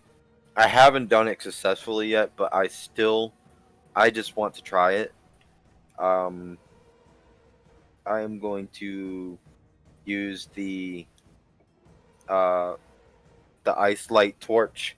I'm gonna go ahead and whip that out, and since he's standing right there next to me, I'm gonna swing that at him. Oh boy. Okay, all right. All right, 17 to 17 hit it. 17. Yeah, it barely hits. Okay. For 18 damage, it's the ice torch, so it's the freezing flame, and now it is afraid.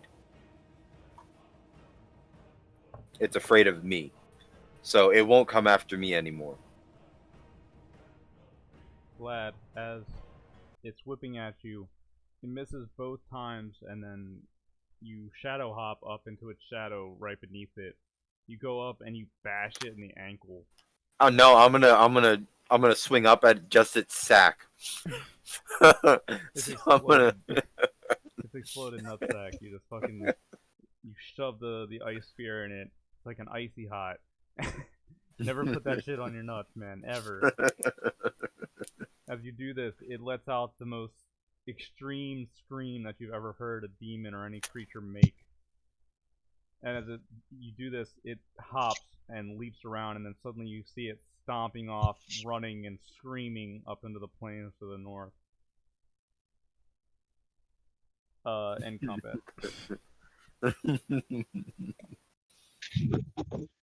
Oh, it's a DC 15 Wisdom save or be frightened of the wielder. That's what it is. That's alright. Well, I'm fine with that. apparently, demons are like us. If you do enough abuse to their nuts, they'll just run off. Cock and ball torture. Cock and ball torture, Dr. Freeman. That wasn't outside of the difficulty we're used to, I'd imagine. No, that one was relatively weak. Say we should still keep our guard up. Yeah, as Maybe. you're talking, I want to just point out that there's a small horde of demons coming from the main army back towards the gate where you're standing.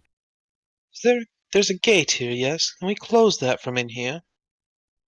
Look for a way to close that. Yeah, Vlad's gonna start looking around, shadow hopping up to different heights if he needs to.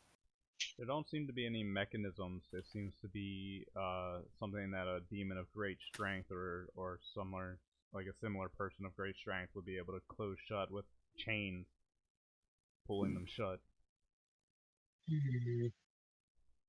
Hastian, meanwhile, you guys have been talking among yourselves and looking at that. Suddenly you hear this stomping nearby, and Bernard, you look up and you can see the rock now zombified, and Hastian sitting on the top of it. He comes over and he's just sitting there and he like stares blankly at the two of you. The rock's just like kind of like drooling. Well, that'll be quite useful. In hindsight, thinking back on the tower, did Bernard see a teleportation circle? No. Damn. Well, let's see, let's think. I'm gonna look for the chain that kind of keeps that thing open. Yeah, there's two gate doors. Each one has a chain that kind of rests in the middle of the area, the hall that you're in. And it seems like, you can pull the door shut using those two. Is there a mechanism for opening them on the outside, or is it only on the inside? It's not run by mechanisms. This is like a brute force thing. Gotcha.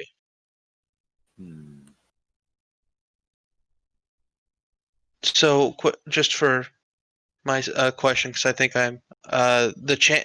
Is this like locked up top, and we like just loose like take something like a rod or something out of the chains and it drops, or do we have to?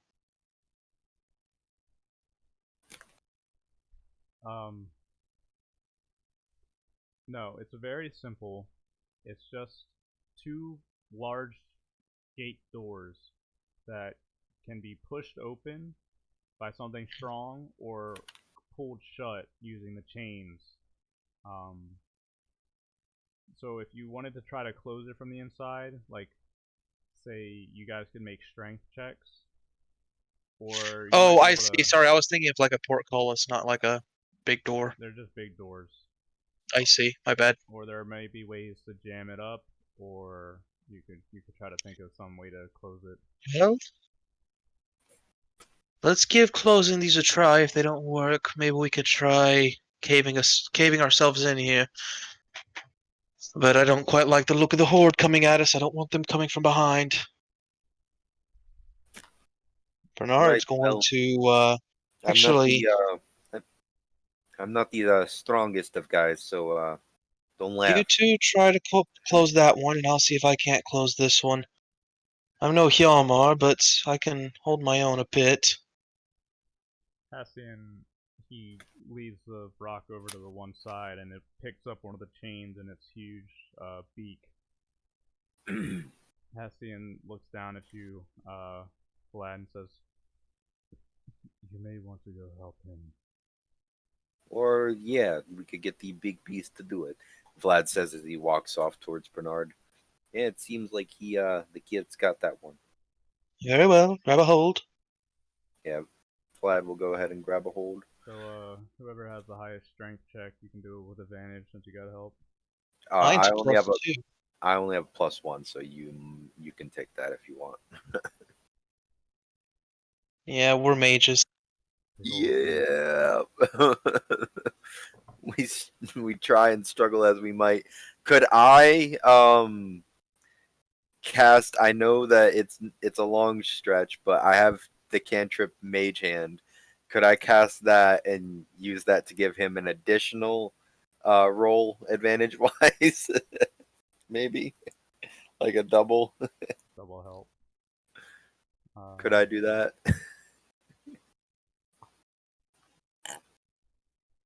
Well, Hassian did pretty good. Yeah, as we're struggling, Vlad's gonna look over at Haskell.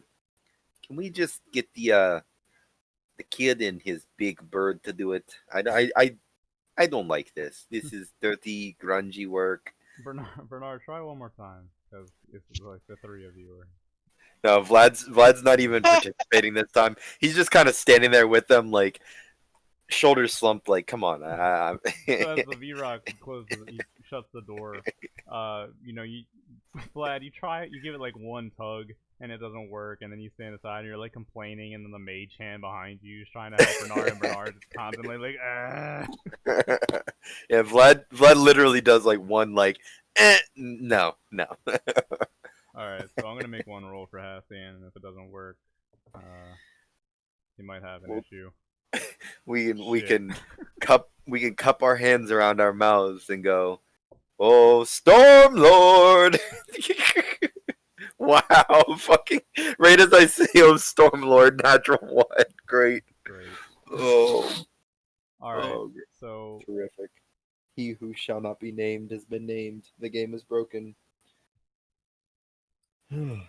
unfortunately, I'm gonna have to switch over to quick other sheet here.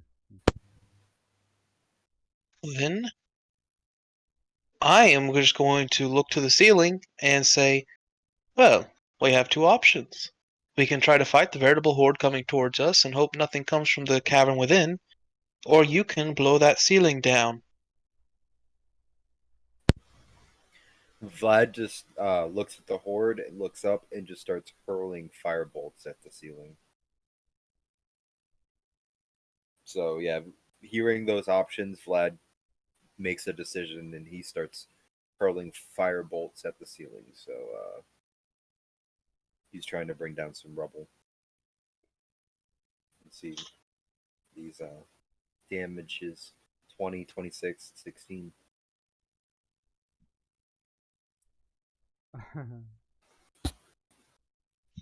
Alright.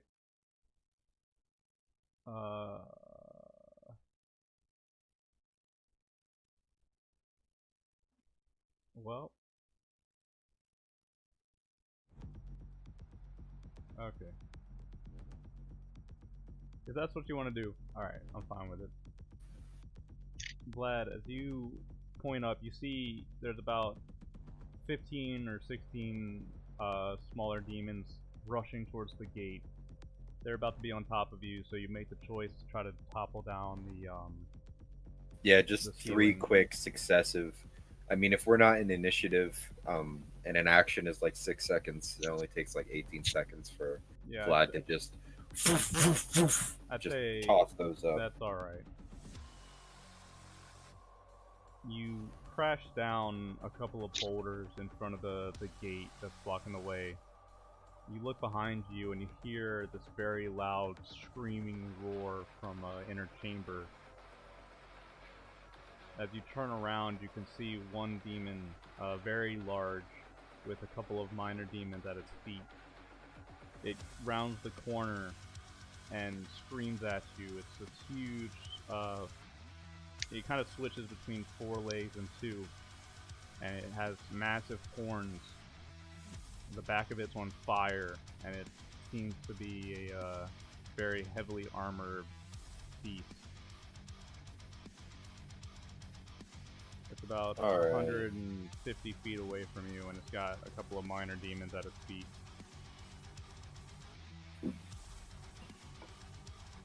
Well, at least the cave-in should buy some time until the other ones come in after us. We can deal with this lot, and then by that time, maybe they'll have our passage out of here cleared. That of the mountain comes down on our head. Don't worry too much about that. We have ways of getting around this. Alright, so let's roll another initiative. 4. Your roll today, fucking space. Yeah. 13.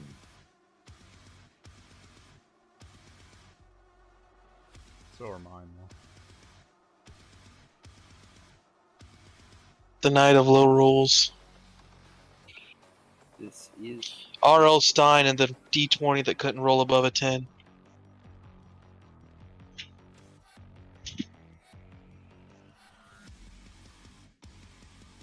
Alright.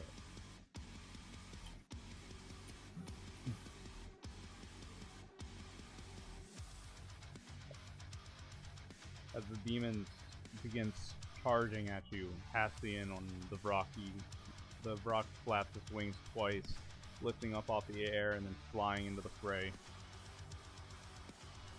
Hastian seems to just let this thing take most of the fighting on now. It seems. Make a couple rolls.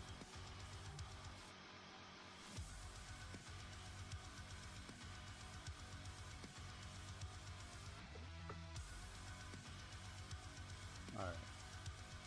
As it flies by, the rock sends out a claw at the massive 4-legged demon as it's charging. However, the beast kind of lifts up one of its horns and deflects it. The rock spins and then goes down and swipes a claw at one of the minor demons. And it crashes into one, kind of scratching at it.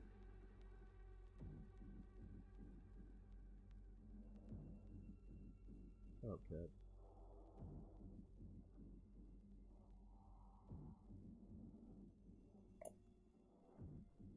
You see the rock turn out of view as it hits one of the demons.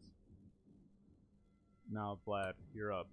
The demons are about 150 feet away. Alright, does it look like another like red burning demon, like a corn demon? Yeah, they're all corn demons. Fuck. Mm, And it's just the larger one and then 2 lesser ones? It's 5 minor ones. 5? I see. Alright. Well, I have a couple charges of this. No time like the present. I'm gonna go ahead because it has 150-foot range. I'm going to lift up the scepter and point it at the group of demons and cast Circle of Death.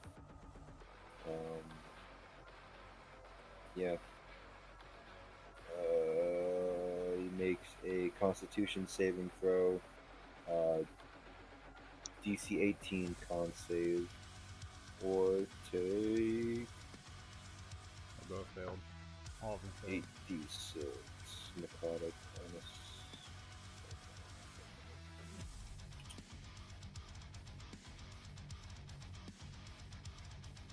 27 damage.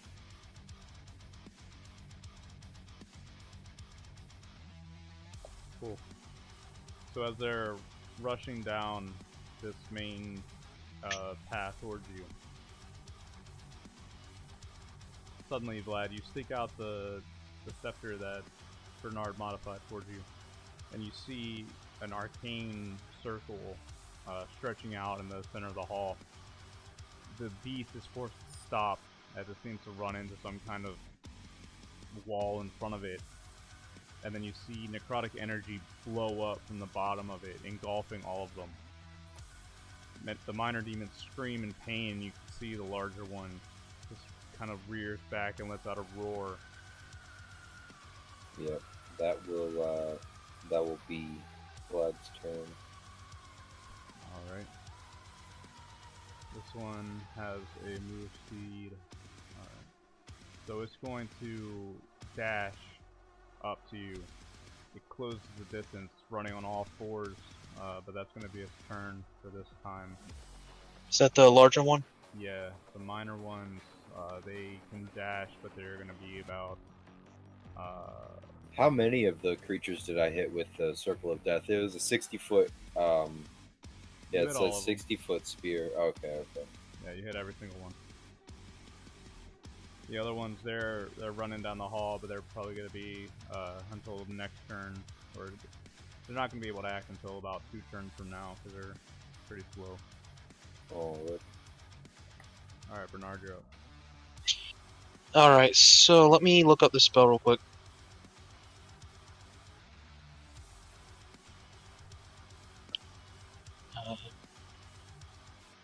Please go away, advertisement. Oh, for fuck's sake.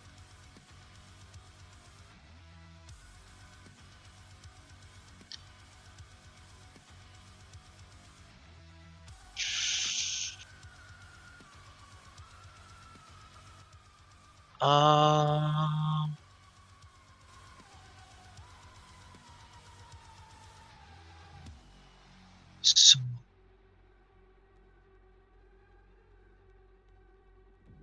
no, that probably wouldn't be good. It's probably got a good strength. So instead, I'm gonna go ahead and blow mental prison. So it's going to need to make a, I believe it's an intelligence saving throw. Yeah, it needs to make an intelligence saving throw. Okay. 4. Did not make it, so it is going to take 5d10 psychic damage, 30 psychic damage,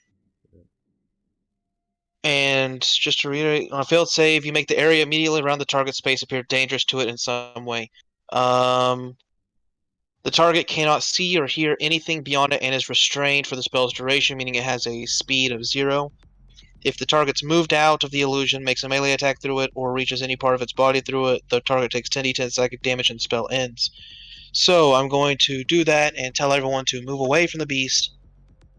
So I'm going to kind of move my distance backwards, get away from these that thing. Now that it's basically blinded, deafened. Alright, that'll pretty much put you up to where the rubble is. You can hear the many cries and clawing and digging of the minor demons on the other side, but you don't think they're going to be breaking through anytime soon. Okay. And that will be my turn. So, we'll say, go ahead and get away from it. That one won't be a problem to us. We need to deal with the smaller ones first. Alright, so as you do that, Hastian, he's going to come out, and you see him flying on the Brock again. The creature is basically just harassing the minor demons in the back.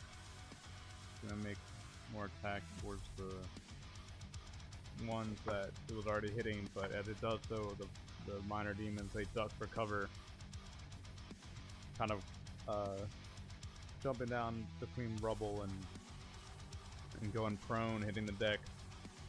You see the rocks circling back and forth in this large chamber, trying to swipe at them, but none of them connect. Give me 1 second. Yep.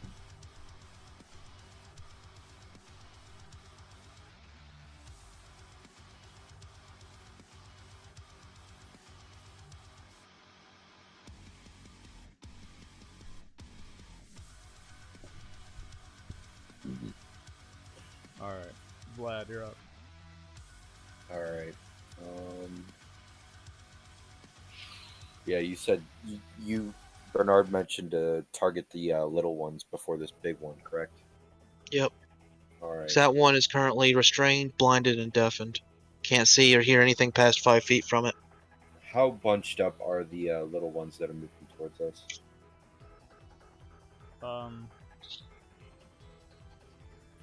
Pretty not. Yeah, they're pretty bunched up. They're all kind of running in a group towards you. Hastian's like harassing them flying overhead. All right.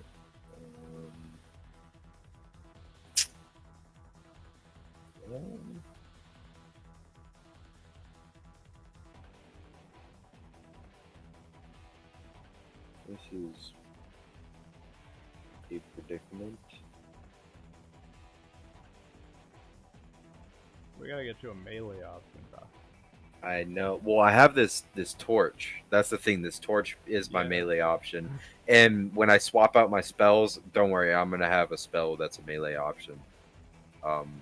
Shadow Blade is I need that spell for this class. I'm gonna go ahead and spend a sorcery point to twin a firebolt at 2 separate creatures. So, how would that work? You want me to just roll 1 attack spell roll, even though it's gonna be 2 attacks? No, it's 2. Well, it's just a meta magic. If a spell cantrip has a target of 1 and not self, I can aim it at a second target within range. So, does it count as just 1 spell being rolled? It just breaks off into 2 spells. I don't know how sorcerers work. I'm okay with you just doing 1 if you want to do that. All I'll right. look into it later. Fuck. Does 12 hit any of them? No, are you sure you don't want to do 2, buddy? That's why I was asking you Go ahead- options. go ahead and I'll do do 2. 2 if you allow it. Yep. If you're twin spelling. 18. yeah. Alright, so it'll Since hit. it's technically targeting 2 things, I would probably also have said 2. Okay. Sorry, Good I'm to a know. little drunk right now. Alright, Yeah. so go ahead and do So is that just 1 hit? 1 hit, yeah. Alright. Alright, 19 damage on one of those fucks. Even though it's fire. That's all my options for damaging are fire. Yeah. Great. One trick pony. It's okay, soon we'll be in the ice castle. Yeah, I know. You're getting a hard one out of there. Yeah, Vlad, you're watching Hastian harass these 5 demons running towards you. You shoot off some firebolts into their crowd. The large demon, I don't think it knows what the fuck it's doing, so it's probably gonna go ahead and charge towards you, Bernard, and break out of the magic circle. If it's restrained, it has a speed of 0. So how does it get out then? You have to Pretty move much. it? Yeah, I'd say it's unless it. Let me read the spell again. Yeah, kind of confusing how it works. So it perceives its immediate area as dangerous. So Magic. whatever. If the target is moved out of the illusion, makes a melee attack through it, or reaches any part of its body through it, it I takes see. 10d10 psychic. Yeah, it's been a while. I understand how that works now. Yeah. So it's basically like I created a mental prison, like Kind of where like it's like banish it. You almost yeah, wanna where banish it's it if you stay out of its range. what was that? Sorry. Oh, I'm sorry. I just said you basically just kind of banish it if you stay out of its range. You Yeah, can't really that's do why I anything told about everyone to kind of move away from it once I did that, it. Okay. Oh yeah, so that we could. Vlad moved because that creature moved directly up to Vlad with a dash.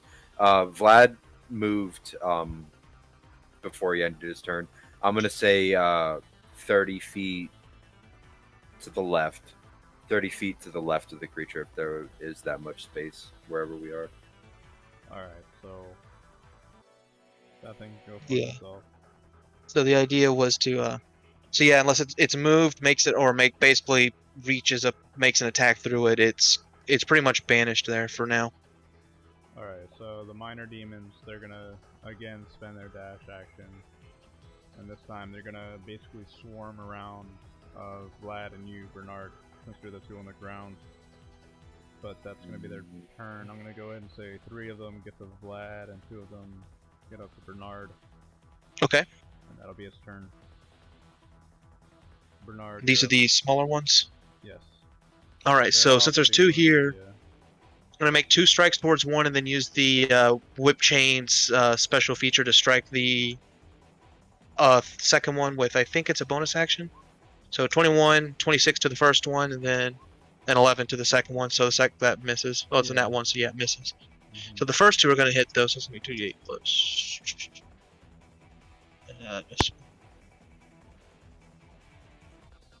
Oh, right. So 25 damage to that first one. Alright. So you cut into the one, and it looks very, very bad now. You think you almost got it finished off, but as you cut into it, it screeches, the other one ducks underneath the blade. Hastian's following behind. He's going to land the rock nearby you, Vlad, and it's going to whip out with its beak and talons, kind of cut into the ones nearby you. It's going to aim for the one that you already damaged pretty heavily. Miss. That's a hit.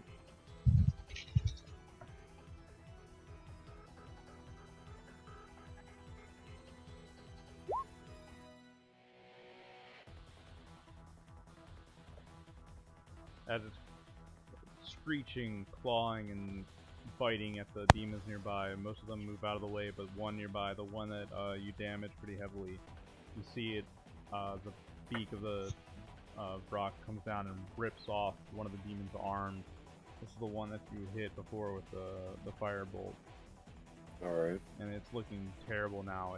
It's like wandering around aimlessly, you know, trying to cut at the rock with its one hand, but it's screeching in agony.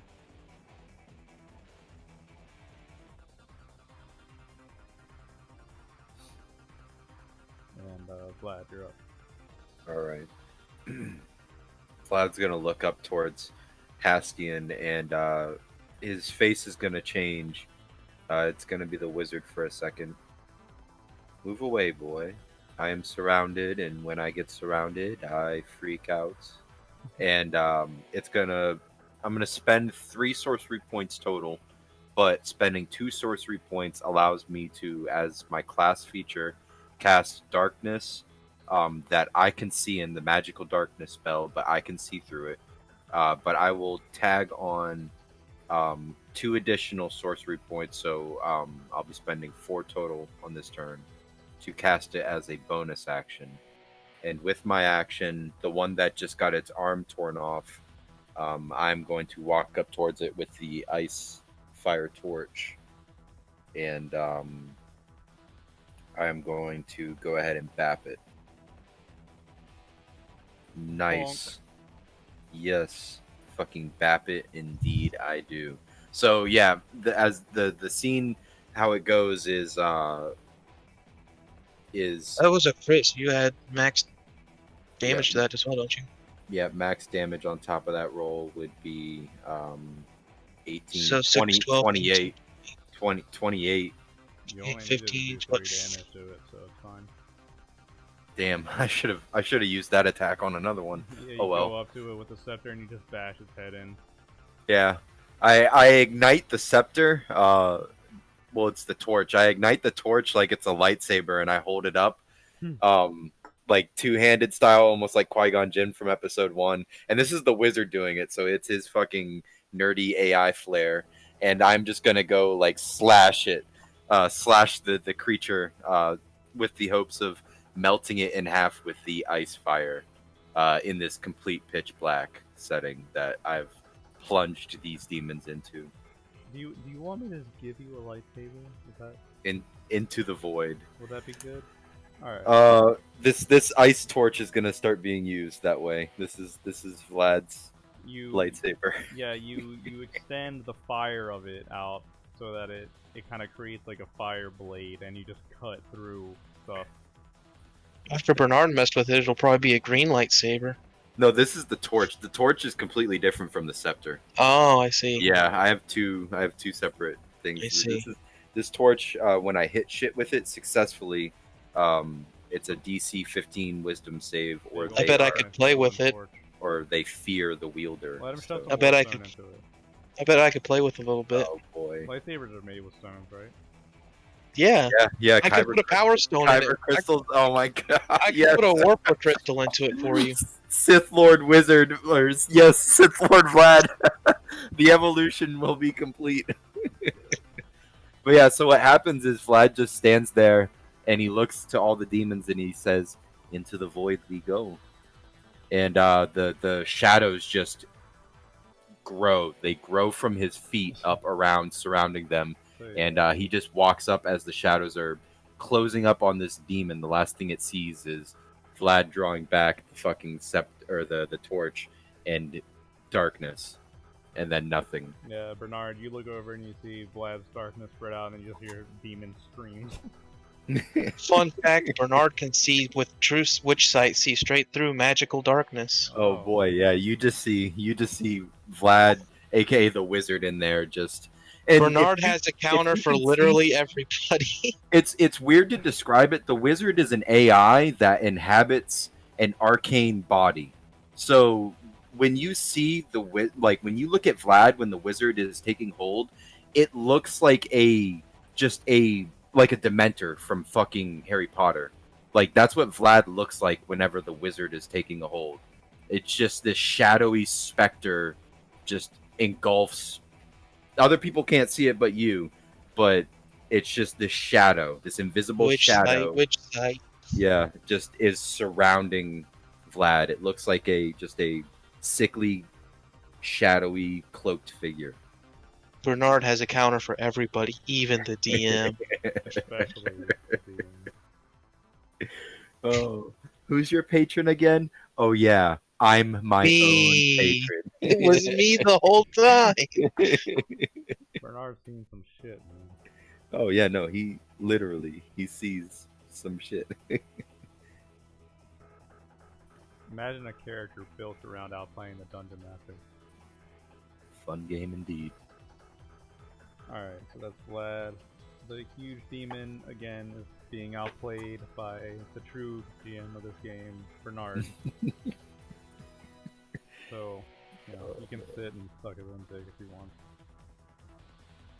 Vlad, you're in darkness, so the two nearby you are going to make some disadvantage attacks. If that's okay.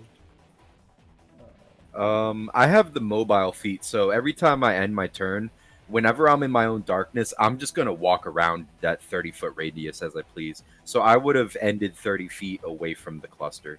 I have the mobile feat, so I can just do that. Well, it's alright. With disadvantage, they both miss anyway.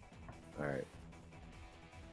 So they're whipping around. I imagine attacking Vlad's bullshit. just standing off to one side. The wizard's just standing there to one side, arms crossed now with the torch lightsaber. Yeah, you see them and inside. They're flailing around trying to Yep. strike at you, but they're missing, getting pissed off. Bernard, you're up. Alright, so I'm going to target with my sword the... Actually, let's just see what happens. So the first strike's going to go towards the weakened demon. 20. Yeah, it's gonna hurt. Maybe 28%. So 11 damage. Yeah, he's dead. Then I'm going to send the second one out. 20 to the second one Yeah. for 18 damage. Yo. So as I slice the one, the blade retracts into a normal sword, and I stab the second one. You know, I think I need to tweak this encounter a little. I think I'm doing it wrong. Alright. Bernard, you go up and you lop off one of the demon's heads, and then you drive the sword into the other one. Meanwhile, the huge main boss demon is just sitting there being a dumbass. As it has to be. Meanwhile, Hastian's gonna go ahead and absolutely fucking demolish one of the ones that's in the darkness. One of them comes stumbling out of the darkness, like whipping around, attacking. It just runs headfirst into where Hastian and the Brock are standing. Here's something to think about. The wizard himself has invited Hastian into the void. So does that mean that whenever Vlad casts spells like these, Hastian can see through them as well? Negative, Because the sir. wizard has allowed entry or placed a mark upon Hastian almost. Well, I guess that'll be up to you, man.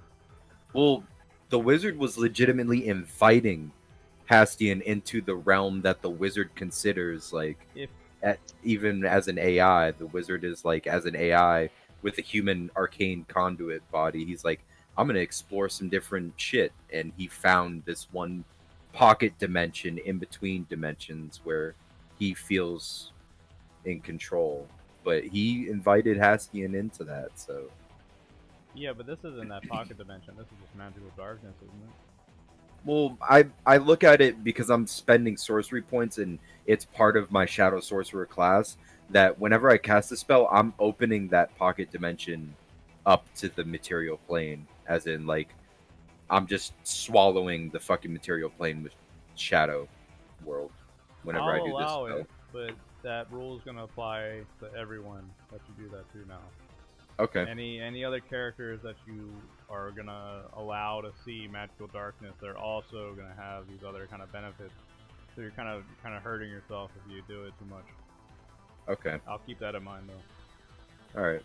I'm fine with it. It's your. Well, no, this is just the wizard. He was, I mean, if you remember, like No, I genuinely remember. trying to teach Hastian how to walk through the shadows. Yeah, and Hastian's the kind of character that would learn that kind of thing pretty quickly. Yep.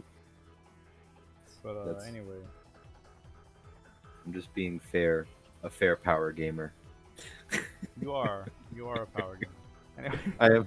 I am a power gamer, and I admit it. But I'm a fair power gamer. But GM, can I do this? Repeat that like 5 times a second. Anyway, the Brock rips apart one of the demons, eats it for breakfast. Zombie breakfast. Nom nom nom nom nom. And that's what Hastian does. Glad, we're back to you. There's one left in your magical darkness, and there's another one looking pretty bad over by Bernard. And there's also the big boy. Yeah, I'm just gonna use my action to walk up to the one that's left and try and bap it. Ooh, yes, yes, yes.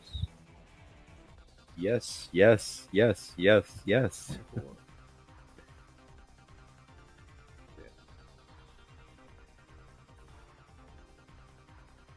Alright, so not quite yet, but getting there. And again, I will walk away. Just, I'm walking up, slice, and then it has no fucking clue. Also, DC 15 Wisdom save.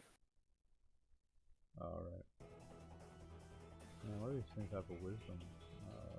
+1. I just want to see if it's shitting itself in shadows or if it's just pissed off because it's being hit in shadows. Fuck! Unfortunately, just- it's not shooting itself. It's just, I'm just irritating it. I mean, do you really want that? You're gonna be walking around your shadow dimension one day and you're gonna step in that shit. Come on, man. Think about the logistics. Oh. Main demon is still repressed because concentration up to a minute. Smaller demons, ones, you know. Alright, so even with disadvantage, Vlad, it's gonna run up to you and it's gonna hit you.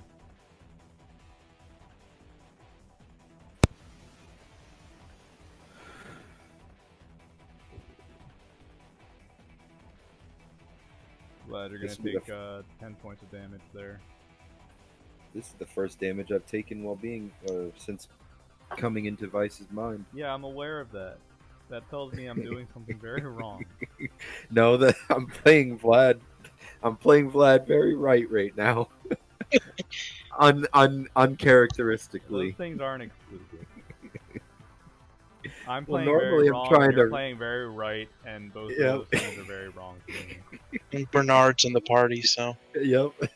Things are shaking again, not Over stirring. by the ice statue, purple lightning shoots out over the mountain and strikes us from the back. like yes. Fucking rubbing his hands over there. Goddamn Bernard, good for you. Alright, so Bernard, you're gonna take 13 points of damage.